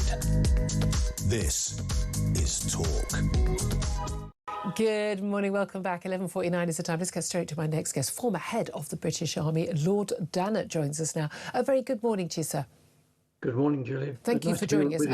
Now, it's very interesting that we've got the defence chief apparently under pressure, according to the Times, to reboot basically channels with Moscow amid concerns that basically we could end up sort of in a war by accident simply because we haven't got good communication with the Russians, given that we're having so many sort of, should we say moments, difficulties with Russian vessels being boarded by the British or being monitored by the British as they monitor our cables. What do you make of this? Well, I think it's a very sensible topic to be discussing. And when we talk about rebooting our relationship with Moscow, this isn't a question of opening up a dialogue so we become friends with Moscow at this time. And I think given the war in Ukraine, that's highly inappropriate. But as you're saying quite rightly, there are moments when Russia is testing us. There's a Russian ship stationed routinely in the Channel. There's been challenges to our aircraft carrier up in the high north. So there is plenty of scope for misunderstanding. So I think to re-energise, to reopen the communication links that have existed in the past between London and Moscow, between our defence chiefs and their defence chiefs, is a sensible thing to do to make sure there isn't a conflict or an incident through misunderstanding. Yeah, I mean, again, we think back to the Cuban Missile Crisis and the ability of world leaders to pick up the phone and speak to each other to stop anything from happening. I mean, there has been this concern that's been raised in the last few days that American security is saying that we could see an incursion into a NATO country, perhaps one of the Baltic states, by Russian forces to test NATO's unity, NATO's willingness and ability to react. What do you make of that threat, and what do you think would happen if we did have Russia basically test our resolve like that way? Well, I think the notion of Russia testing our resolve, and by our, I think we mean NATO's resolve, that is not a new notion. Observers, people like me, have been talking about this for really quite some time. I think the thing that's changed is I think it was leaked intelligence assessment from the United States that threat isn't just one that can materialise from as early as 2029. It could actually materialise maybe perhaps the back end of this year. And I think, given all that's been going on, we've already mentioned the fact that there's a Russian ship now routinely based in the Channel, listening to us, we're observing what we're doing, escorting shadow tankers through the Channel. We've had an incident, as I said just now, of Russian sonar buoys being dropped very close to our aircraft carrier. So there's plenty of scope for misunderstanding. And I think if Russia was to make some kind of intervention, incursion, it would be to test what NATO's appetite is, to see whether Article 5 really, really means what is written. And that is an attack on one member is an attack on all. Now, of course, one has to think quite carefully about what that attack could be. Would it really be the Russians making an overt move, pushing an armoured battle group, let's say, into Estonia? Or would it be what one might call a false flag type operation, where something happens that it just genuinely happened on the ground or in the air or at sea, which Russia denies it was them. As they did with Crimea in 2014. Yes. I mean, so these things, we've seen it in the past, we could see it again. But I think we have to be alert to all this. And that is why, to come back to our original discussion point, it makes a lot of sense to have a hotline that could be used between, say, the UK Chief of the Defence Staff and General Gerasimov, the Chief of the General Staff in Moscow. Very that was the last conversation that was held was between Admiral Radakin and General Gerasimov. I think it was 4 years ago. And I think it would be the right thing to do to get that line open and tested.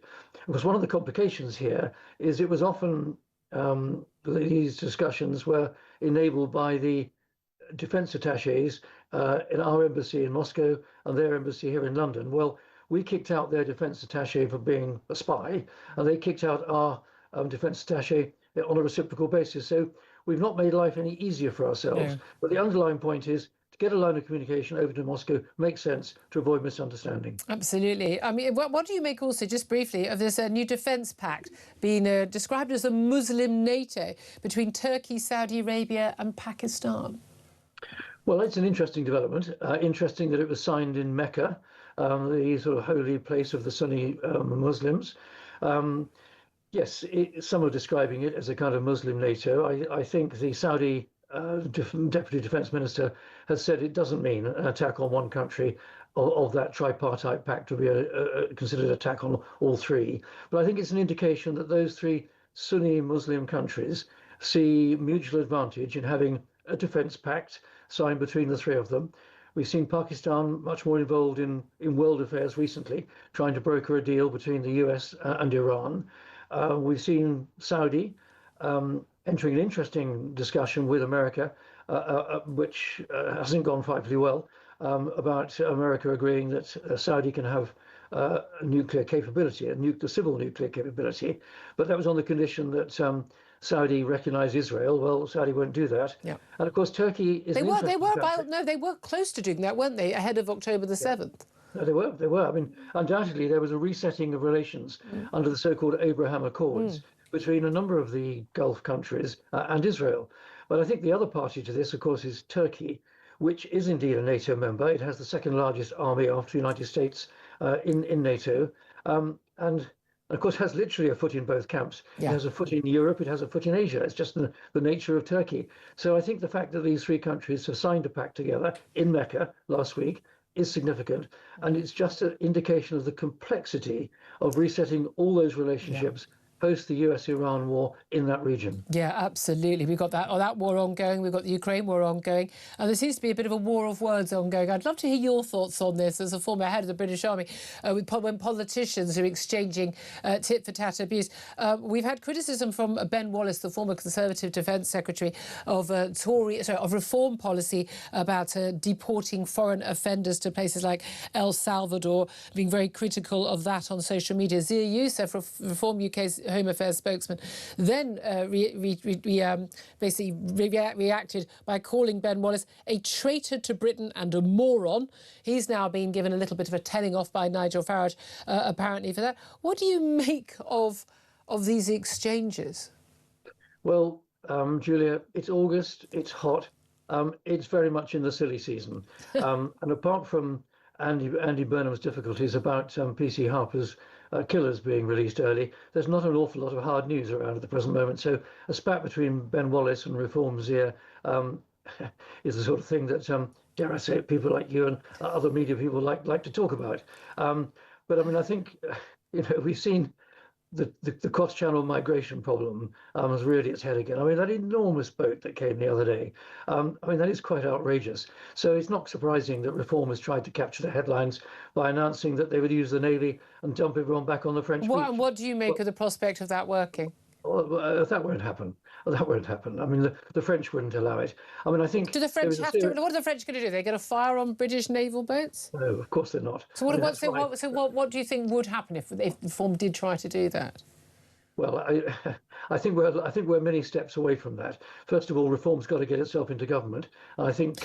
Yeah, no, obviously, and then, I mean, but were they to be in government, were they to start a policy where they literally pick people up in the middle of the channel and then they ship them back and drop them off on the beach, just basically throw them out on the beaches at Calais? What would the French, you said the French won't allow, what would they do you think? Well, I'm sorry, I'm not ducking the question, but if we're saying, I am, but well, the French have said it's illegal. I mean, this would be a really bad display of relations between the UK and France. But here's a serious point. I think the French need to be much more serious about helping the UK solve this problem. Okay. I think it is pathetic is probably too strong a word, but I've just used it.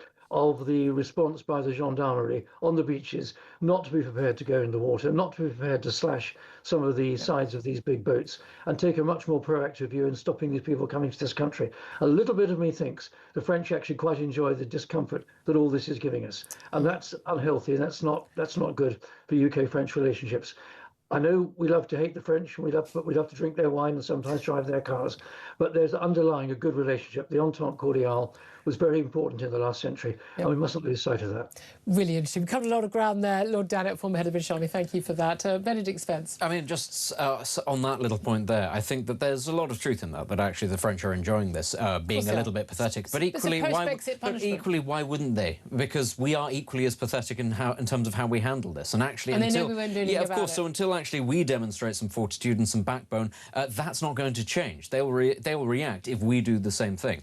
Just as a separate thing on the issue of the pact between the three countries in the Middle East, it is a mutual defence pact. It is that if there's an attack on one, there's an attack on all, and it's happening because they don't trust that the United States is going to stay in the region. That's the key thing. And this is a very big issue. And it is going to leave Israel hung out to dry. And I'm afraid that that is a potential legacy of Donald Trump, and it will lead to a much more aggressive-minded Israel in the future, which I think a lot of Republicans actually are not going to like what the Middle East ends up becoming. Well, you say aggressive. I think it is Israel that is just basically trying to keep itself I'm not saying they're not justified. They're justified. The point is they're not going to do the US the courtesy of giving them the heads up very much in future. Well, bearing in mind that Donald Trump apparently, even that flight back from Turkey when he came out in the catering car out of Air Force One to military jet, that was actually on Israeli intelligence advice. They do rely on often is. Coming up to the top of the hour, lots more to come. This is Talk.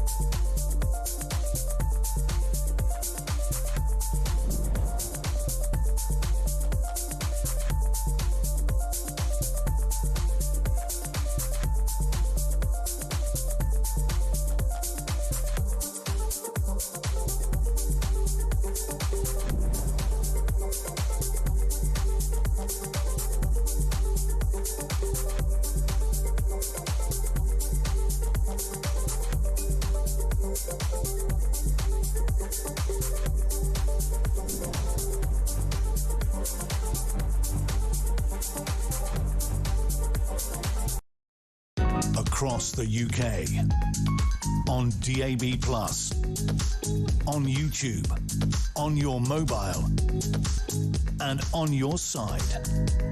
This is Talk.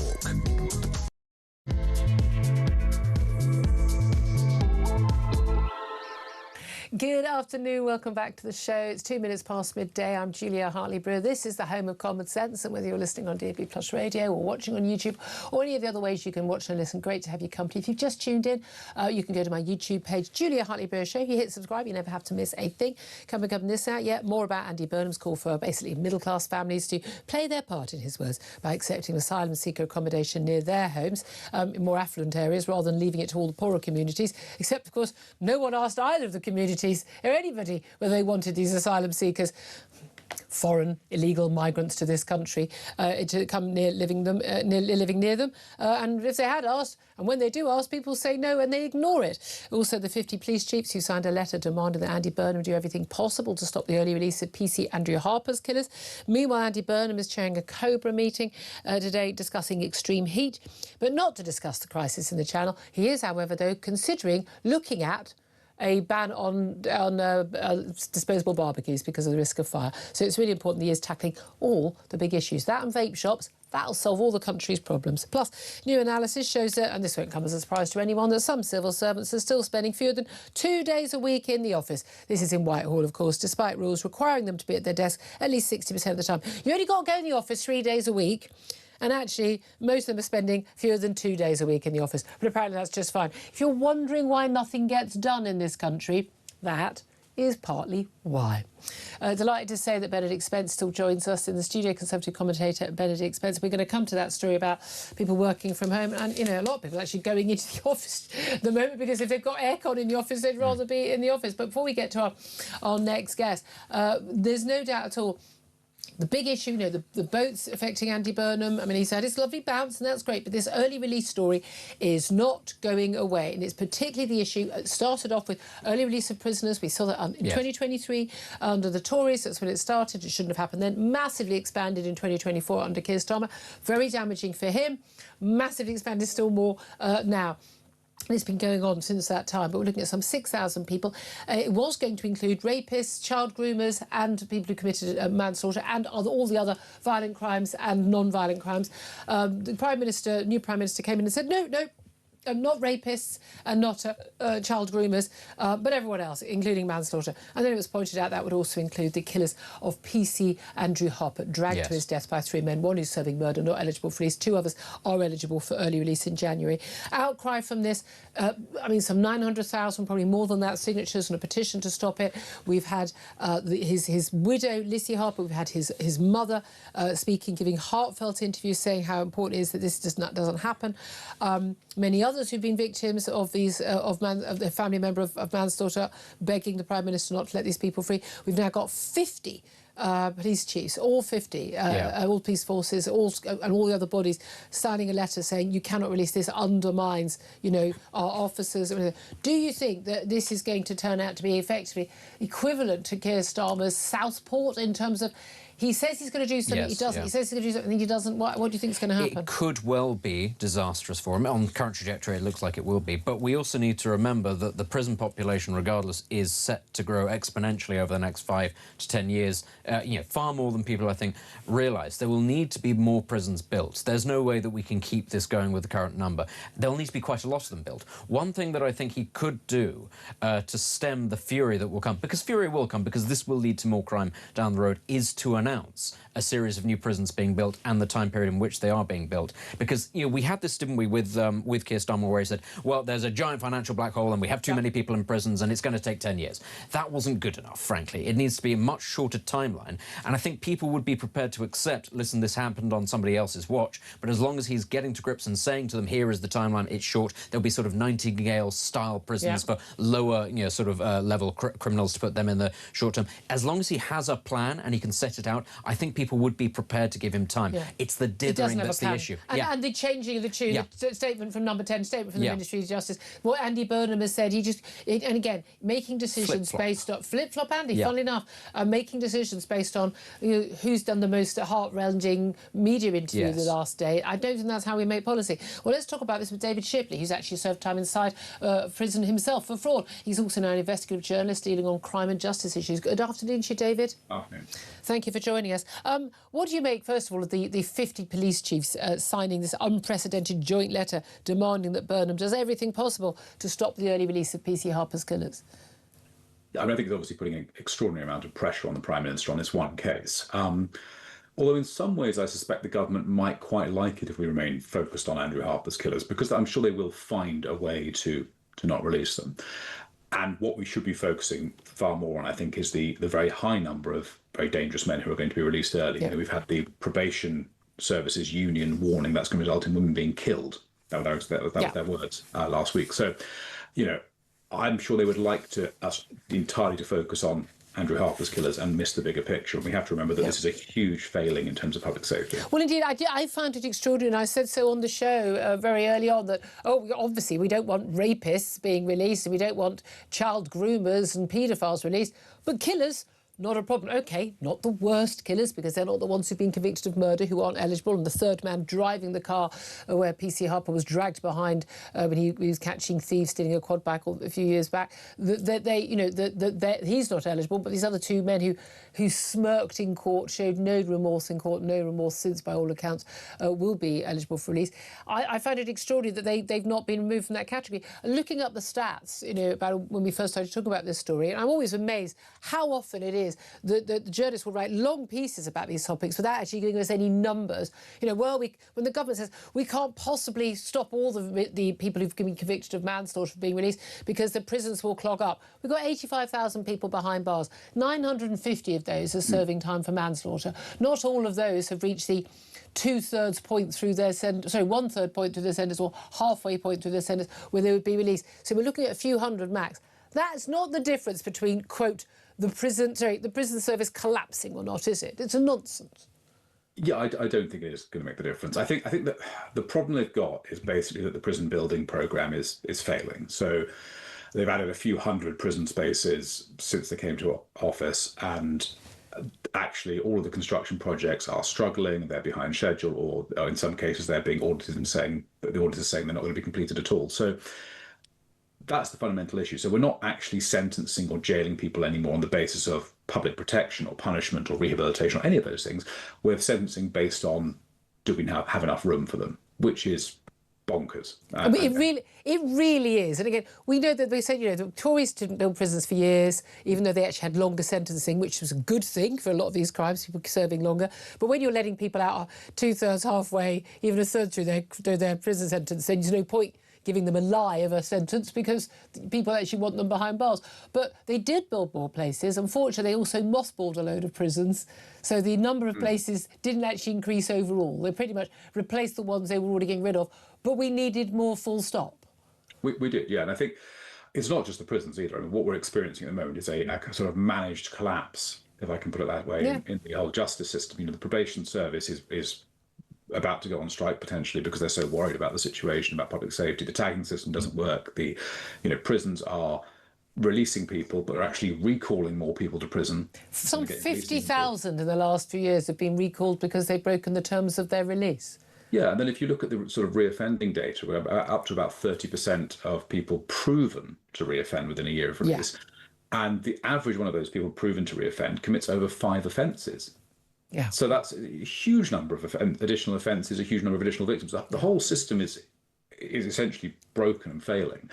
And just extending early releases is not going to solve the problem. In fact, it's going to make it worse. If you send out more people who haven't been rehabilitated into a probation service that's already massively understaffed, it's just going to result in more crime and more recalls. It's a disaster. Yeah. And again, we know there are fewer probation officers. They're massively under-resourced.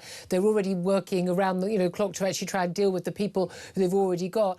A lot of them are very inexperienced. We lost a lot of very experienced ones over the years. So big issue was some of them being, frankly, a little bit too naive to take on this job. But one of the things I found extraordinary, the police chiefs in their letter, I did think, the cheek of them, saying victims and bereaved families should be confident that sentences imposed for the most serious offences retain meaning and that public protection remains a central consideration when release decisions are made. Couldn't agree with them more. There's a profound strength of feeling, they say, across policing about those responsible for PC Andrews Harper's death benefiting from arrangements that could see them released substantially earlier than expected. Yeah, I agree with that. But then they said, failing to block the killer's release risked, in their words, undermining public safety, victim confidence and wider confidence in the criminal justice system. I mean, I'm sorry. I would say that public safety is already undermined, victim confidence and wider confidence in the criminal justice system already undermined by the very people writing that letter, the police chiefs that have failed to arrest, mobile phone thieves, bike thieves, bag thieves, rapists. We've got the sentencing right now in the Old Bailey of Simon Levy for murder and rape, a man who's been a prolific sex offender, seriously violent sex offender for years, in and out of prison. Again and again, the litany of failures by, guess who? The police, when women, often vulnerable women, reporting crimes, OK, someone might say, oh, they're not investigating my phone theft. I mean, I would say someone having a £1,000 phone stolen did rather matter, actually. But apparently the police don't investigate those. They were absolutely useless with my bag theft a couple of years ago. And even when someone is violently raped by somebody, by a known sex offender, they're not following it up. What's been revealed in terms of the failure to pursue lines of inquiry, which were there at the time when Nigel Farage's home was firebombed last year, and which when police now say could be linked to Anne Widdecombe's murder.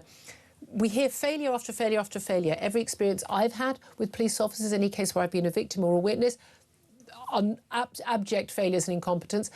These police officers, the chief officers, they're part of the problem, aren't they? I mean, I think the police are struggling in lots of ways. And we've obviously talked a lot about two-tier policing this year, which remains an issue. And I think particularly in the case of people like Simon Levy, those kinds of sex offenders, if allowed to, will escalate to worse and worse crimes all the way through to killing. Second offence, gone for life. Bye-bye, come out in a coffin. What is complicated about that? I'd probably say the first, if it's serious sexual offences, I don't think men like that should ever be released. My view is I would lean for the death penalty. If you want to jail them forever, fine. But I just don't. I think they will always pose an escalating risk, and it's just not worth it. In terms of the sort of Andrew Harper, I think one of the other points to remember is that I'm not sure it's actually very good for justice and fairness to create a system in which, if you've killed an emergency worker, you won't get released early. But if you've killed, I agree, and unless they change the law, I don't think they can actually do that, and you can't retrospectively change the sentence, although they're retrospectively changing the amount of time people serve behind bars, so they are. I agree. I actually oppose PC Harper's Harper's law, and always have done, for that very reason. But it's a very difficult situation. But it's amazing the focus, and as Benedict Spence and you've been saying, it's interesting the focus on this particular case. What about all the other families and victims, who say, oh no, but my attacker. So maybe someone has been, done for attempted manslaughter, attempted murder, but they're going to be let out. Or people who've lost a child or someone into manslaughter, and they're going to be let out, and they're all being ignored. Yeah, and I think we also forget that a lot of crimes that we describe as less serious are actually hugely harmful to their victims. Yeah. Robbery can be incredibly traumatizing. Yeah. If your house is burgled, often people can't even bear to live in their house anymore if they're utterly unsafe and violated. Yeah. So. And often cases are pleaded down as well. So people are actually charged with far less than they've actually, just to get a guilty plea sometimes. Yeah, the CPS does have a habit of sort of down-charging some offences. I've written about this various occasions where you think they clearly could have charged something more serious. The Henry Novak case, actually, the victim was mother, being an example of that, where I think they probably could have charged with a more serious crime. But this is all about a system which is failing. Right? We don't really have a justice system that functions anymore, and this is why what we need is to do something bold and imaginative. And I think it was quite encouraging this week that Reform's ideas were to do something dramatically different to try and change this, because the alternative, as I said, is this sort of managed collapse, which frankly began under the Tories and is now being accelerated by Labour. I don't even think it needs to be bold or imaginative. I think it just needs to be the basic job of running a country and having a criminal justice system that works. What do you make, by the way, of Andy Burnham saying that we all need to basically do our part, and middle class areas will have to take in more asylum seekers, and Farage saying, look, he doesn't have, in his words, the balls to deal with the boat crisis after we saw 230 illegal migrants breaking the law, paying people smugglers to get on a boat to come to this country illegally. Yeah, I mean, I spoke to Nigel about this morning, actually. He said she's not showing leadership, he's showing cowardice, which I think is accurate. I just think Andy Burnham's not very serious as a Prime Minister. He doesn't really seem to grasp things. All these stories seem to be a complete surprise to him, don't they? Well, yeah, but he actually said he hadn't really come to a view on it yet. And this is like the asylum crisis has been going on for years. It's been in the headlines pretty much constantly, at least in Southport. So are we supposed to believe that Andy Burnham just didn't think about it while he was mayor of Manchester? And then once he decided to start making his run at being PM at the last Labour conference, just didn't really think about these issues? And he's only just starting to get into detail of the positive. I mean, maybe that's true. Maybe he's just a bit worrying, a bit thoughtless and not very bright. Who knows? But that seems to be the claim. And also, he just seems really confused. He he's blaming the symptoms and he's interested in them, not the causes. So yesterday we had this policy where he's going to fix high streets by making all the signage look nice. Yes, as if by somehow doing that was some vape prosperity. Yes. And then, today he's, we had this thing where he's talking about making everyone have asylum seekers in their community. Well, first of all, the reason the government houses asylum seekers in poorer areas is because it's cheaper. So he's actually spending more taxpayers' money to make sure that everyone kind of suffers equally the presence of asylum seekers. And he's talking about it as if it's a war or a pandemic or a natural disaster that we all just have to knuckle down to. It's not. It's a policy choice, which the British people have voted against again and again and again. We do not want to have thousands and thousands of strange, unvetted, often criminal men being housed in our towns and villages. And they are often criminal. A lot of the men are fleeing criminal charges abroad. The criminality rate among all these men is far higher than the general population, or even just the general population of young men in this population. It's amazing how many people on the left, including a guest of mine earlier, who seem to just deny this in the face of all the facts. Yeah, and I think part of the problem is, of course, that the government continues to resist the efforts from people like the Centre for Migration Control to, get the full data on this release. So we're having to patch data together. I think when we see the full data, it's going to confirm this. And at some point, you would hope that people on the left will accept reality. But in the meantime, you've got, Burnham pushing this pie in the sky policy, which will cost us more money, which will result in more migrant crime happening in more areas. I mean, the only saving grace, I think, is it's going to make him less popular. That really is. I think the Burnham bounce and the Burnham bubble is going to disappear very, very quickly. David Shipley, great to talk to you, investigative journalist on crime and justice issues, a former prisoner himself there. Benedict Spence. I mean, this is the thing. I mean, a lot of the things we've been talking about. And again, it's interesting, though, this idea of, imaginative, bold policies. We're talking about literally the basics of doing your job, running a government. There's border, and these stories all link in. There's border security, protecting your country from attack from outside, and then the security, law and order on the streets, not having tens of thousands of young men who don't share our values, don't obey the law. We already know they don't obey the law because they've broken into the country illegally. There are clues. Yeah, but this is a sign, really, of the hollowing out of what a lot of politicians believe to be the role of the state and believe to be their role in society. They don't look at it like the ordinary person does. They see it fundamentally, their job, their role, as a re-engineering of what the state is supposed to be. Because they don't like the country, ultimately. That's how you have to remember. People like Keir Starmer do not actually really like Britain as it is. They'd like it to be something else. That's why they get into politics, not to make things better, they want us to look like we're a Benetton ad. I think that's their issue. But again, the people who are most, let's face it, the people who are most obsessed with things like race, by the way, are the people on the left who don't like things like whiteness and then go and get jobs working at Cambridge University. And again, it's just a bizarre thing. You just simply don't have these views in other countries. I just have to say, it was interesting listening to the conversation with James Matheson on earlier, and this is something that happens a lot with people on the left. The immediate response to things like, rapists coming into the country, grooming gangs, but what about the white ones? And it's kind of like, the default response is not to say this is wrong and we should stop it, it's to find examples of bad white people doing the same thing, and to then say, well, that's okay then. It's equal opportunities badness. The men are the problem, and that's the issue. But there's this thing also, again, if all of the illegal migrants were white, but were also committing crimes and breaking into the country illegally, I'd still have a problem with it. Yeah. The issue that British people have is not with the colour of people's skin, unless you're an ethno-nationalist, like certain guests we've had on the show recently. Their issue is with people breaking into the country with no right to be here, who cost us a fortune, and then have a higher rate of criminality and cause problems for our country. It's nothing to do with what sodding colour skin people have. It's about what people do and whether they've got a right to be here at all. And as we've all said, and the callers have said as well, we've got enough of our own wrong-uns. We don't need to import any more. Talking of which, wrong-uns, the serial sex attacker. When I say serial, I mean pretty much every opportunity Simon Levy has in the last couple of moments been sentenced at the Old Bailey. And we know this is the germ. I mean, I don't know why they follow these things live on some of the other channels. There were a whole life prison term. Well, of course, that's what he's going to get for murdering 2 women, raping a third. This after a litany of abject failure and errors by the police and the courts left him free to kill. These women did not need to be killed. These women did not need to be raped. This wouldn't have happened if the police had done their job, if the courts had done their job. Again and again and again and again, this man was accused of crimes, he was convicted of crimes, nothing was done, he was let out early, he was brought back in, but only for a few months after committing other crimes. Women were being raped by him, sexually assaulted by him, and nothing was being done. Police weren't following up inquiries. When you worry that, as I said, you worry that they're not going to investigate your mobile phone being stolen because they go, well, it's a minor crime, we're doing the serious crimes. No, they're not dealing with the serious crimes either. Yeah. A lot of this stuff is downstream of, well, several things.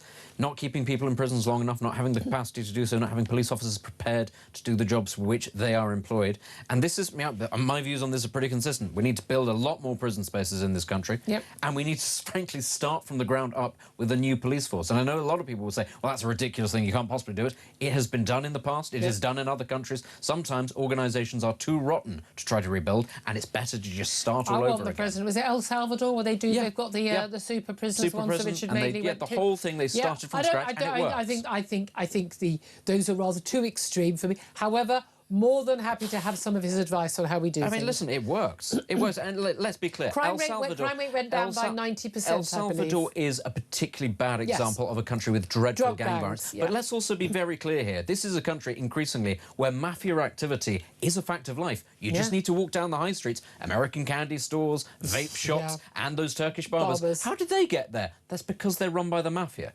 I know that might be a shocking thing for British people to think. You say the mafia, it's organised crime. It is the mafia. It's the Albanian mafia, it's the Kurdish mafia. We all know what it means. Just because it's not Italians living in Little Italy going, oh, it's still the same fundamental people. And actually, often it is the same networks. It's just been outsourced from Italians to Albanians to Kurds because they operate in different countries. It's the same thing. It's operating here in a much larger scale. And it's operating in plain sight. Because they know nothing's going to be done to stop them. It is a humiliation ritual at this point. This keeps coming up this week. And you and I have talked about this in the break sometimes. There's an element where I do despair sometimes, and I mentioned also about previously about people I know keep saying, we're moving abroad, we've had enough, and I've said, no, I want to stay and fight.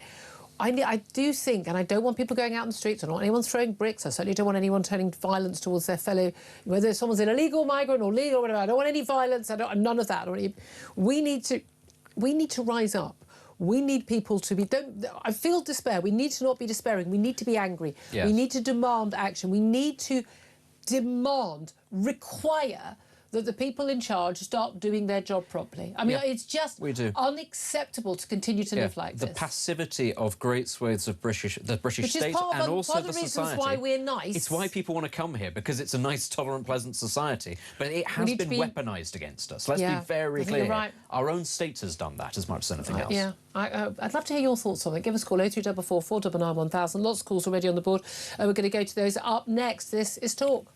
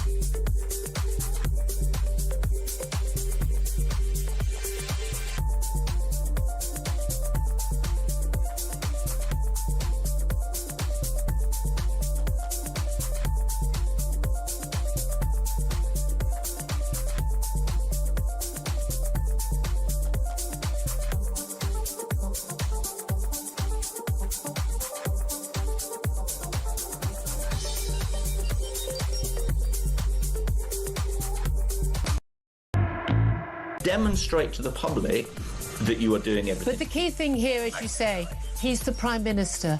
He has the power, as did previous Prime Ministers, to do things like build more prisons and failed to do so. This has been the first real test of Andy Burnham, where I'm going to please everybody. I'm Mr. Nice Guy. Dan Hodges thinks I'm great. And then he's failed it at the first attempt. I've been reading your columns, Dan. Hodges, I mean, come on. You think the sun shines out of his backside.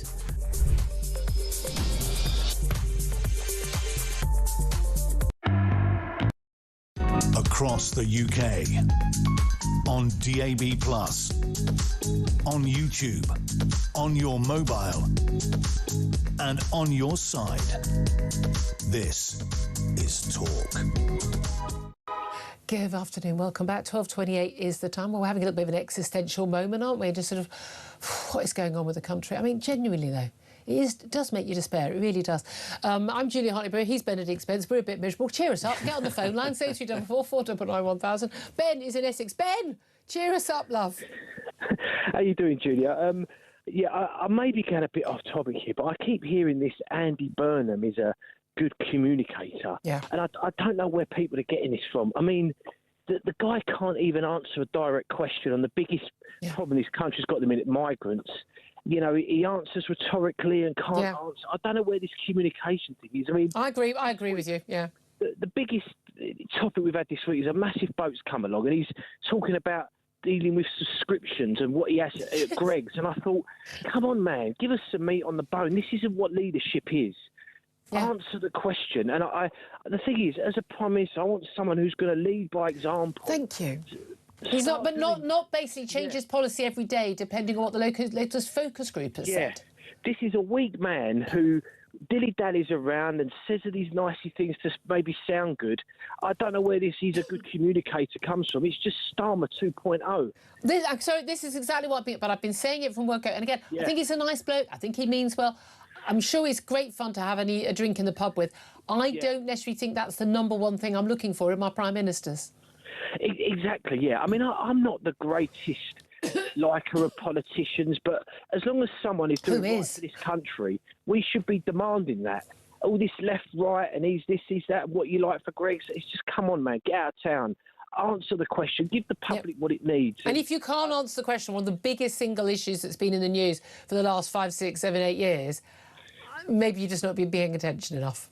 Yeah, I know. I mean, we had this with Starmer when, was it Rachel Reeves? She's the first woman chancellor. I don't care if you're a woman. This is irrelevant. It doesn't matter if you're male, female, you know. Can you do the job? Can you do the job? We need to get back to this nonsense. When I hear he's a good communicator, I'd completely disagree. And it's not about is he a good communicator, but look, what are you getting for this country? Yeah, I couldn't agree with you more, Ben. Thank you very, very much indeed. Let's go to Helen.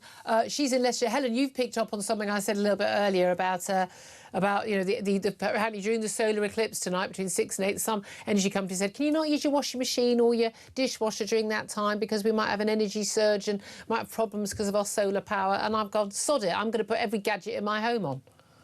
Yes, you did.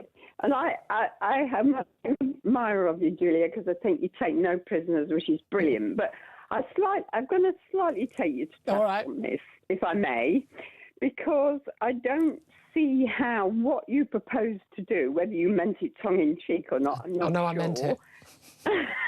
How does that help anything? I think it would be a good thing if we had a blackout. I think we need to have the reality check. In this country, I'm waiting for we need to have the reality check that our government does not run energy efficiently and sensibly in this country. I totally agree with you, Julia. But would it help? I mean, you know, if I don't like the way my water companies run, but if I leave all my taps running, how does that help anybody? That's going to make the situation worse. Is it though? I mean, I fully endorse anybody breaching the hose pipe, and I'm not supposed to endorse anyone breaking the law. I don't have a problem with it at all. If my neighbour had their sprinkler on 24 hours a day, I go, good for you. Can you put it over my garden as well? Well, I don't think we should put up with being told we have to ration things like water and energy because they don't run the country properly. I'm not disagreeing with you on that level at all. I just think I just can't really work out whether what you propose to do really helps anybody. And on a serious note, you might deny somebody on a life support machine or something without being po-faced about this, but you know, hospitals have backup. Need the electricity. Hospitals have backup generators, but it's not me that's put in the position. It's the government. It's the Department for Energy. It's the companies that are allowed to run these systems, and the insanity of net zero that would mean that would happen. And I would rather we had a blackout on a nice too hot sunny day in August than we had one in January, when people genuinely need their heating more rather than their aircon if they've got it. I think it would be doing a favour. I urge everybody, put every gadget on between 6 and 8 that you can afford to put on, and let's get the blackout, and then we'll have some sense and we can move forward. Okay, well, that's a fair point. But by the way, you're saying we're all in it together. So you're looking forward to your migrants moving into your road in the local. No, don't turn it round in that way, Julia. And the thing is, I listen to talk radio an awful lot, and I'm very, very grateful for what you do. But you do go on about having the adults back in the room all the time. I just personally don't think that this sort of thing helps. All right, no, you've made your point, and I consider myself suitably chastised. Helen, I so appreciate your call. Thank you very much indeed. Malcolm is in Oxford. A quick call from Malcolm. What do you want to say? Oh, good afternoon, Julia. HMOs. The last time I rung you, I'd just been diagnosed with cancer, and I've been going through the procedures and that. Yeah. And 95% of the people I've been dealing with, nurses and that, are migrants, and they've been absolutely fantastic. Coming here legally, that's fine, Absolutely. However, I do not want a house next to me as an HMO, because I own my property. I work bloody hard to get where I am, and I wouldn't be able to sell it. I live half a mile from Campsfield House, which is the detention centre. And you see protesters out there all the time to close it. I live 9 miles from Piddington. Right? Where they've basically voted to leave the UK so they don't have to have, I think triple the number of people from the village moved in, The thing is, Julia, I'm not a racist. No, it's nothing to do with race. If people want to call me a racist because I don't want these people here, these young age fighting men, I don't want them here. If that makes me a racist, so be it. Would you want them here if they all arrived illegally on boats and paid people smugglers and were here illegally and they were white-skinned? I'd say exactly the same. Exactly. That's my point. It's got nothing to do with race. It's the fact that they're here illegally and we don't need them. We don't want them. They've got no right to be here. I couldn't agree with you more, Malcolm. The impact these houses have on the local street, value of your home, that people work hard for. They don't just get given these things. I suppose the bank of mum and dad people might be a few of them who get it. Most people don't just get given this stuff. They've had to work really, really hard for it. But I don't think anyone. I don't care whether you're living in a council flat, whether you're in a country estate. I don't think anyone should have to put up with this. People shouldn't be in the country. 12:35 is the time. I'm going to take a quick break. Up next, joining us in the studio, the leader of the Climate Party, Ed Gemmell. He's a very nice man, but I think there's going to be some sighing at some point. This is Talk.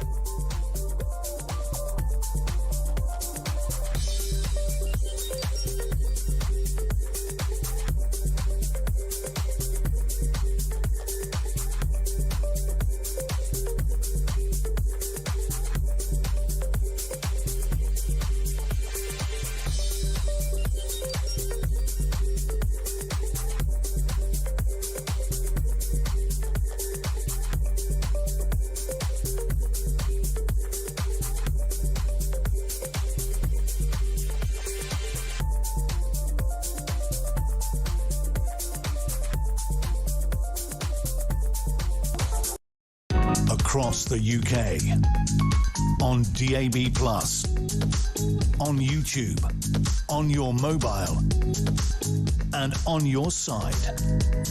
This is Talk.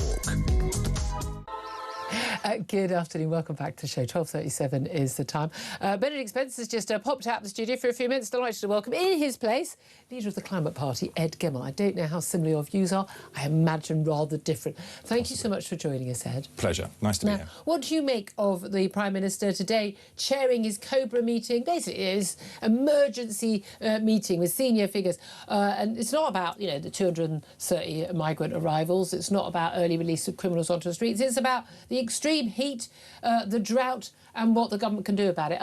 Do you know what the point of these meetings are and what we can do about it? I mean, he's not going to turn the sun off other than maybe he could have the power between 6 and 7:15 p.m. this evening. But what's the point of having a meeting about nature? Right. Well, I mean, I think we should have had a COBRA meeting about it actually, 6 weeks ago or so, when we were getting into our third or fourth heat wave, rather than waiting until we got into our fifth one. We have got temperatures going up to 38, could be even 39 now on Thursday. So it's going to get pretty hot for the UK and that sort of thing. It's going to be horrible. So, yeah, it's going to be really difficult. So, but also, we've got to start, and whether it's a COBRA meeting or whether it's a strategy meeting for the next 6 to 18 months, I think it's a slightly different thing. COBRA, immediately tomorrow, we need to have extra resource ready for the fire service. Look, they fought nearly 1,000 wildfires, a lot of them still running in different places around the country at the moment. And if we get those high temperatures and if people are out with their barbecues and dropping cigarettes and all these sort of other things that start fires sort of by mistake, and that happens on Thursday, we're going to be in real trouble. I thought we were having wildfires because of climate change. That's what I keep being told. It's actually either arson or mistakes. People with cigarettes, or largely it's people with those temporary barbecues, those throwaway barbecues, which apparently the Prime Minister is considering, as sort of his major policy announcements, he's considering looking at whether he might ban them. Well, just taking that as a major policy announcement, I think it's ridiculous. We should be actually announcing that the Army's going to be on standby if we need more people to help the fire service, that we're going to get some planes... The Army's always on standby. Well, properly on standby, prepared, let's say, and that we perhaps should have planes and helicopters ready that we don't have at the moment, that can be dropping water and things, and doing some big stuff for the immediate problem which may be occurring. Are you under the illusion that wildfires are increasing? Well, wildfires are increasing. They are not. Last year... They are not. Last year was the biggest period in the UK, with 996, I think, wildfires in the UK last year, and something like 50,000 hectares The important way, the guest we were speaking with yesterday, it was measuring wildfires, is the... I mean, little fires can join together, become... And they count as like 10 wildfires, when in fact it's just, effectively one.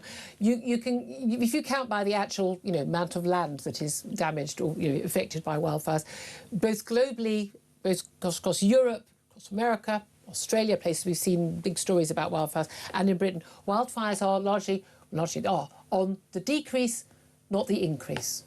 And yet suddenly it's a big emergency. I mean, That's shocked you. I know that people who are involved in being panicky and hysterical about climate don't really do facts. I know that's not a big thing for you people, because otherwise you wouldn't all be hysterical saying the end of the world is nigh. Wildfires are on the decrease. One of the reasons why we do see wildfires, and when we do get them, they sometimes can be bigger, is because we have, basically based on climate policies, environmental policies, where we do not have regular burnings, we do not deal with clearing a lot of the vegetation, so we have basically a load of dry kindling. It's not a bigger issue than it used to be. Why are we treating it as if it is? Just because we see it on the telly box? Small elements of truth in what you've said. Most of it's absolute rubbish. But I mean, You're saying they're increasing. In fact, what's happening in terms of the intensity of these things, and in Britain, they are increasing, because last year was our worst year in Britain, definitely, and this year is likely to be worse. In terms of the amount of land affected? The amount of land and the number of fires that were affected. There will be odd years when there are fires. That doesn't mean that the overall increase is up. The overall direction of travel for wildfires across the globe, including in Europe, including in Britain, is down. Right. Well, here we're expected to go up again this year. That's certainly what they're saying. Let's wait and see, and we'll have an argument about that one at the end of the year. But even if the cause is failures to manage the land... Yeah, but that's... Why don't we just manage the land better? Wait a minute, because we're confusing two different things. Maybe failures to manage the land would be cutting off certain elements of the wildfires, but why do they get into these big infernos in the first place? Well, what's happened over this last 12-month period? Don't manage the land. We've gone into the winter, we've had intensive rainfall, more rainfall than we would have expected that has come. That has helped in a sense, fuel the growth of all the greenery. The greenery has then turned brown, giving us a lot of stuff. I need to clarify. So because we've got these wild areas, because we've had rain and because we've had heat, we're going to have wildfires. I mean, it's almost like you don't really like nature at all. Rain first produces great growth, which is good. Yeah. But if we don't get those massive droughts afterwards, if we actually just got a normal summer, we'd have fantastic crops. What is a normal summer? I have no idea what a normal British summer is, as in other than, oh, it's going to rain a lot or it'll be sunny. You can't predict it. You organise a barbecue with your mates because it's been nice for 5 days, and then of course it pours down all day. That's a normal British summer. Well, whatever you and I thought was normal is never going to exist again. Never. Because it's all changed forever. It's gone. It's gone. Okay. We may get 1 or 2 slightly cooler years than we have now. We're very likely to get a much hotter year next year. We all need to get parasols for the garden and aircon. We're going. There you go. Problem solved. Julia, when you make the jokes about it, it doesn't take in the seriousness of it. I'm not joking. We are moving into a really difficult period. We're in the foothills at the moment of what's coming. I know you don't believe it. I absolutely get that, but we are. Next year, in terms of one thing that we can agree on, there is a natural warming cycle which happens all the time, an El Nino, which will warm us, intensifying at the end of the year, and will tail out next year, and it could cause much more intensive summer next year. But even after that, after it's heated up next year, we aren't going to see a decrease back to what you and I might have seen 20 or 30 years ago. We'll see about that, won't we? We will never see it. It will keep going up. And what we need to do... We will see about that. Can we bring Cobra for a second? Look, we've had a lot of predictions about what the temperatures and what climate is going to be like. They very rarely come true. We can't predict the weather 1 day in advance. So the idea that you're going to tell us exactly what the summers are going to be like for the rest of our lives. No one's going to tell you exactly, but what we do know is summers are getting hotter, potentially winters are going to get colder some way out in the future. But actually winters have been getting warmer. What we do need to do, and we went right back when we started talking... because people die in the cold, not the heat. When we started talking, we were talking about the Cobra meeting. Now, what should meetings be doing in government? They should be planning for the long term. So we should be, for instance, changing the way we build houses. Stop building boil boxes that are effectively like pizza ovens, and they're built so that people heat up and heat up and heat up, and it makes it very, very difficult to do anything. Well, we could build houses how we used to build houses. Part of my home that is Victorian stays lovely and cold. The part that's about 30 years old is basically, you know, it's cold in the winter and it's warm in the summer. Absolutely, and this is what we need to be doing. We need to be solving. So our houses, I mean, Exeter City Council at the moment, they're building houses ready for 2080. So they're trying to predict what the weather is going to be like. Good luck with that. Both summer and winter, and building it so that it works. Reflective roofs, reflective paint on the outside, and then putting shutters, for instance, like they have been in Europe for many, many years, on the outside of windows. Be sensible. Reducing temperature So inside by it's about 7 nothing to get degrees. hysterical and panicked about. We will just adapt because temperatures change. Climate will change over the years. Climate has always changed. When we talk about since records began, we mean, you know, sometimes we actually only mean about 30, 40 years on some record gauges. Sometimes we mean back to the beginning of the Industrial Age. Temperatures will change. We are still coming out of an ice age. If you remember, when I was very young, the predictions were for an ice age coming. That would be far worse. The world is greening.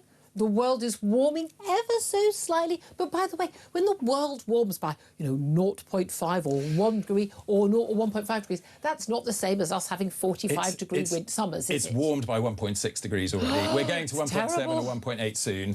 The scientists, and I know you always decry the scientists if they don't know what they're talking about. Who are the scientists? Right, then let's go for... You're including Greta? Let's go for the majority of scientists. I mean, there are top scientists who are out giving projections for us as to where the temperatures are going. There are top scientists saying an awful lot of projections, a load of absolute nonsense. Well, there aren't, actually. Oh, there are. There are. There are Nobel Prize winners pointing out how nonsense and you some will of this point stuff out is. a letter that came out that had 600 people signing it. When you go into it, only about 10 of them are actually scientists. Are you going to quote?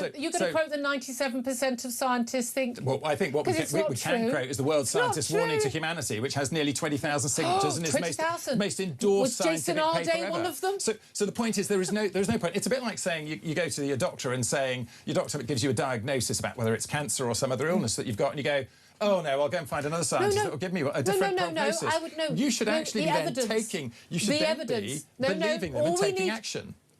Actually, all I'm going to do is buy aircon for next year to guarantee it rains. Yeah, as long as you buy your aircon and put your solar panels up at the I'm not putting solar panels up. What a fantastic solution. You'll get the free stuff from the sun at exactly the time you need the aircon. What a perfect solution. And some of the air source heat pumps are actually aircon anyway. But in fact, I'm not getting an air pump. I'm not getting a heat pump either. You bring us on to one of those topics, and that Britain should be doing not just precautionary stuff, but investing stuff, doing it harder and faster than anybody else in the world, and making money out of this. The free market will do that. Isn't the solution, by the way, just one final thing I want to get to, because we haven't got that much time, is one of the energy companies has said, one energy company was talking about banning on people filling up swimming pools, leisure centres, places people want to, Lidos and stuff, to actually go and actually cope with the water, with the hot temperatures. Car washes, well, I'm not entirely sure why car washes should be allowed when I can't water my lawn, given the choice. Your car's not going to die because it's got a bit of mud on the windscreen, but my lawn will. But we've also got one energy company saying they want people between 6 and 8 p.m. tonight during the solar eclipse not to be using washing machines, dishwashers, anything they don't need, simply because they're worried basically about, because we rely so much on renewables for some of our electricity, that actually it creates these glitches. We saw this in Spain a year or two ago. And basically, it's very difficult for the grid to basically adjust to any downfall in solar power suddenly in a way that they can with gas or nuclear, and it takes time to switch those on, and there could be a problem. Now, I'm of the view that everybody in this country should use every gadget they can afford to put on for all 2 hours and bring on the blackouts, and let's expose the madness of relying on renewables. Where do you stand on that? I totally disagree with you. That I think people should take sensible precautions. That's the first thing. I don't agree with doing something extreme. Well, if Greg Jackson is right, and I'm assuming that's where it's coming from at Octopus, I haven't heard it from the National Energy Systems Operator yet, and if they come out and say it, then I think that would be most important. It's good to follow the advice. But what it does do, and I think you'll agree with me on this, it exposes the way we've gone in our energy system over the last 20 or 30 years, and we've gone in the wrong direction. So we have ignored tidal power, which wouldn't make any difference. We'd have 20 gigawatts of power with baseload, completely clean, always on, British. We would be making billions exporting the technology or everything else. And during an eclipse... Not making concrete or steel with it, though, are we? And during an eclipse, it wouldn't be affected. But hang on, that is not true as well. You can make green steel and you can make green cement. Just in Britain, we are ignoring fabulous companies that are already doing it. And instead of that, I love the fact this strange combination of we're all going to die and then bizarre optimism at the same time. There is a vast amount of economic opportunity out there, and we need to grab it in Britain. Stop paying China, make it here. We should absolutely not be buying a load of stuff from China from coal-fired stations when we could be making it here. We could actually be fracking. We could be using North Sea oil and gas. Don't do the old and our own stuff. nuclear power stations. Stop chasing the dragon. If you want to get off the stuff... use the old stuff. No, the old stuff is solar and wind. That's what we used to use. Don't use the old stuff. Let's use the free stuff and the stuff that makes us money. Tidal power, geothermal, wave, and to be honest, nuclear. If we can solve the waste issue, let's do it all and let's make it British. Let's do it in Britain. We'll agree. Let's innovate it here end on a note of agreement. Let's end on a note of agreement. Ed Gemmell, who's not too hysterical today. Thank you for joining us. Leader of the Climate Party. Up next, more from Benedict and Philip Kisley from the New Culture Forum. This is Talk.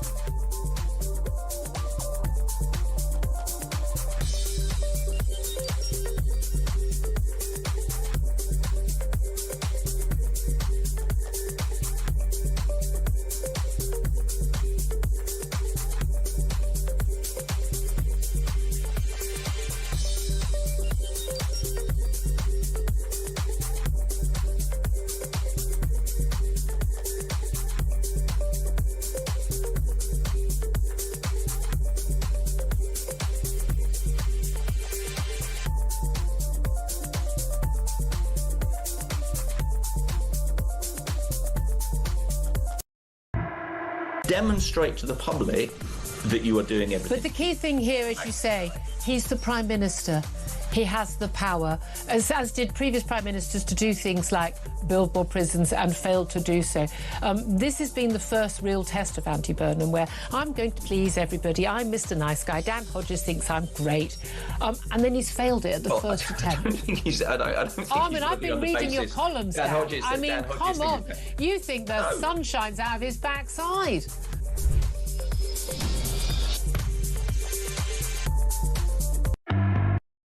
Across the UK, on DAB+, on YouTube, on your mobile, and on your side. This is Talk. Good afternoon. This is Talk, the Home of Common Sense. Benedict Spence still with me, and delighted to say we're joined by Philip Kisley, who's Senior Fellow at the New Culture Forum. Very good afternoon to you. Hi, Julia. How are you doing? Thank you very much indeed. Thanks for joining us. The two stories I want to talk to you about. First up, some civil servants, mostly Whitehall civil servants, of course, but actually happening around the country, no doubt in Number 10 North as well. It'll be happening. They're still spending fewer than 2 days a week in the office, despite rules. Apparently rules, which we just don't obey rules anymore, which require them to be at their desk at least 3 days of the week, 60% of the time. Senior mandarins, some of these very, very senior figures we pay big salaries to, big pensions to, and they leave, repeatedly claim that officials were meeting the target, publishing figures showing Whitehall departments have a monthly staff occupancy rate of between 60 to 100%. Apparently this is untrue, because a lot of these departments only got room for about a third of their staff. So when they say we're almost full occupancy, what they mean is we've basically got a quarter of the staff in. I mean, this can't go on. None of the really big businesses, the big tech companies, the big banks are allowing this nonsense anymore. Why is Whitehall?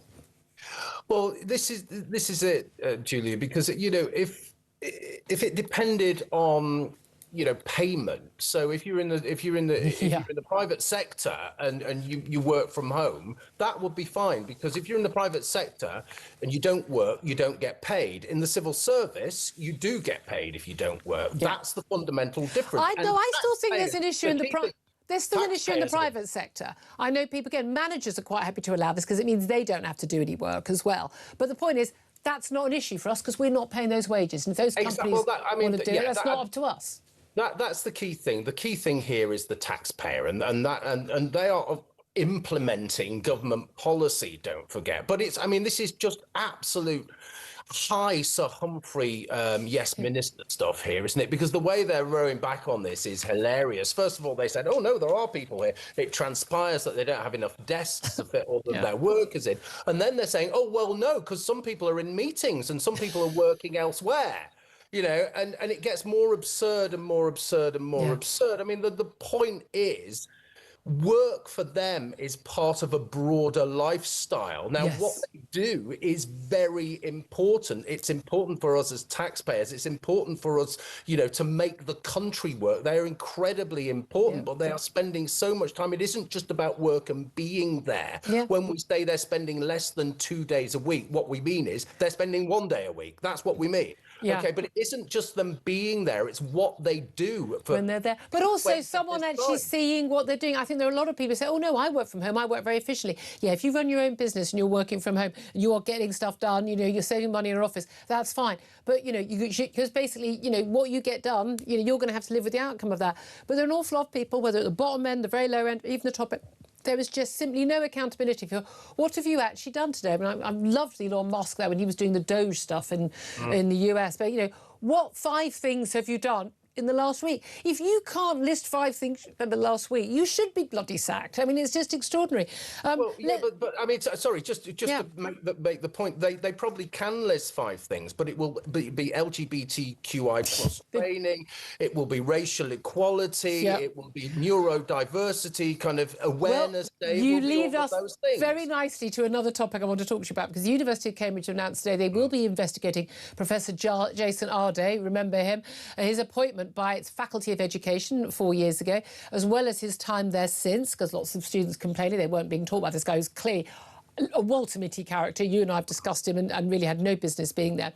The Vice-Chancellor, Deborah Prentice, has called the case an aberration. Yet it doesn't appear that is the case, given some of the academic work carried out by people who even were involved in his appointment. We also now have the revelation, this is from The Spectator originally, of a woman called Farah Ahmed, who was appointed as a professor of sociology of education in the same faculty, the same faculty as him, where he was a professor of sociology of education. She is now an assistant research professor at the same faculty. She was previously a member of the proscribed terror group Hizb ut-Tahrir. She's also basically has problems with Western education. She regards it as a threat to Muslims. She thinks that British schools shouldn't be teaching that polygamy or marriage under the age of 16 is archaic and discriminatory to women. She claims that democracy is a corrupt tradition and that we shouldn't be teaching religious tolerance primarily in religious education, or that Islam is just taught as any other religion. I believe in freedom of speech, and particularly for academics. I'm not sure I want that woman teaching at Cambridge University.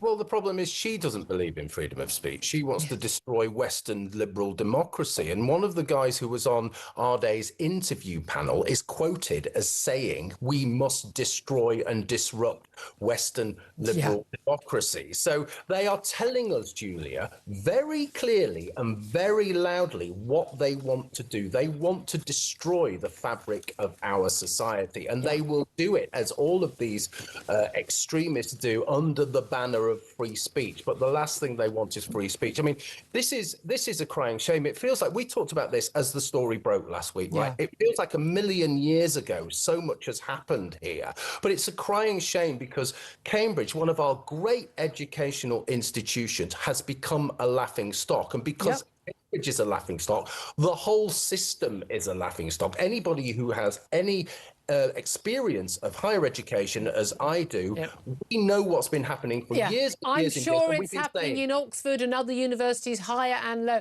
Personally, Philip, and I know we've got to leave it here because of the time, I think it's a good thing it's all being exposed. I think Jason Ardai's done us all a favour, and we can hopefully start the clear out, because they need to be mocked at first and then removed of their jobs. Philip Kisley, Senior Fellow at the New Culture Forum, always talking sense. Thank you so much. Benedict Spence, very quick response to that. What do you expect if you go to a dump like Cambridge? That's it, you get what you pay for. He's off. He's off. I didn't go to the other place either. I just waltzed through my time. I don't even know where I went to university. I don't even know what my degree was. Does anyone claim to own you? How did I get here? What's going on? Hey, my audience asks that every day. The other voice you'll be hearing chuckling away there is David Bull, who's here once again. Afternoon. Nice to see you. Lovely chat.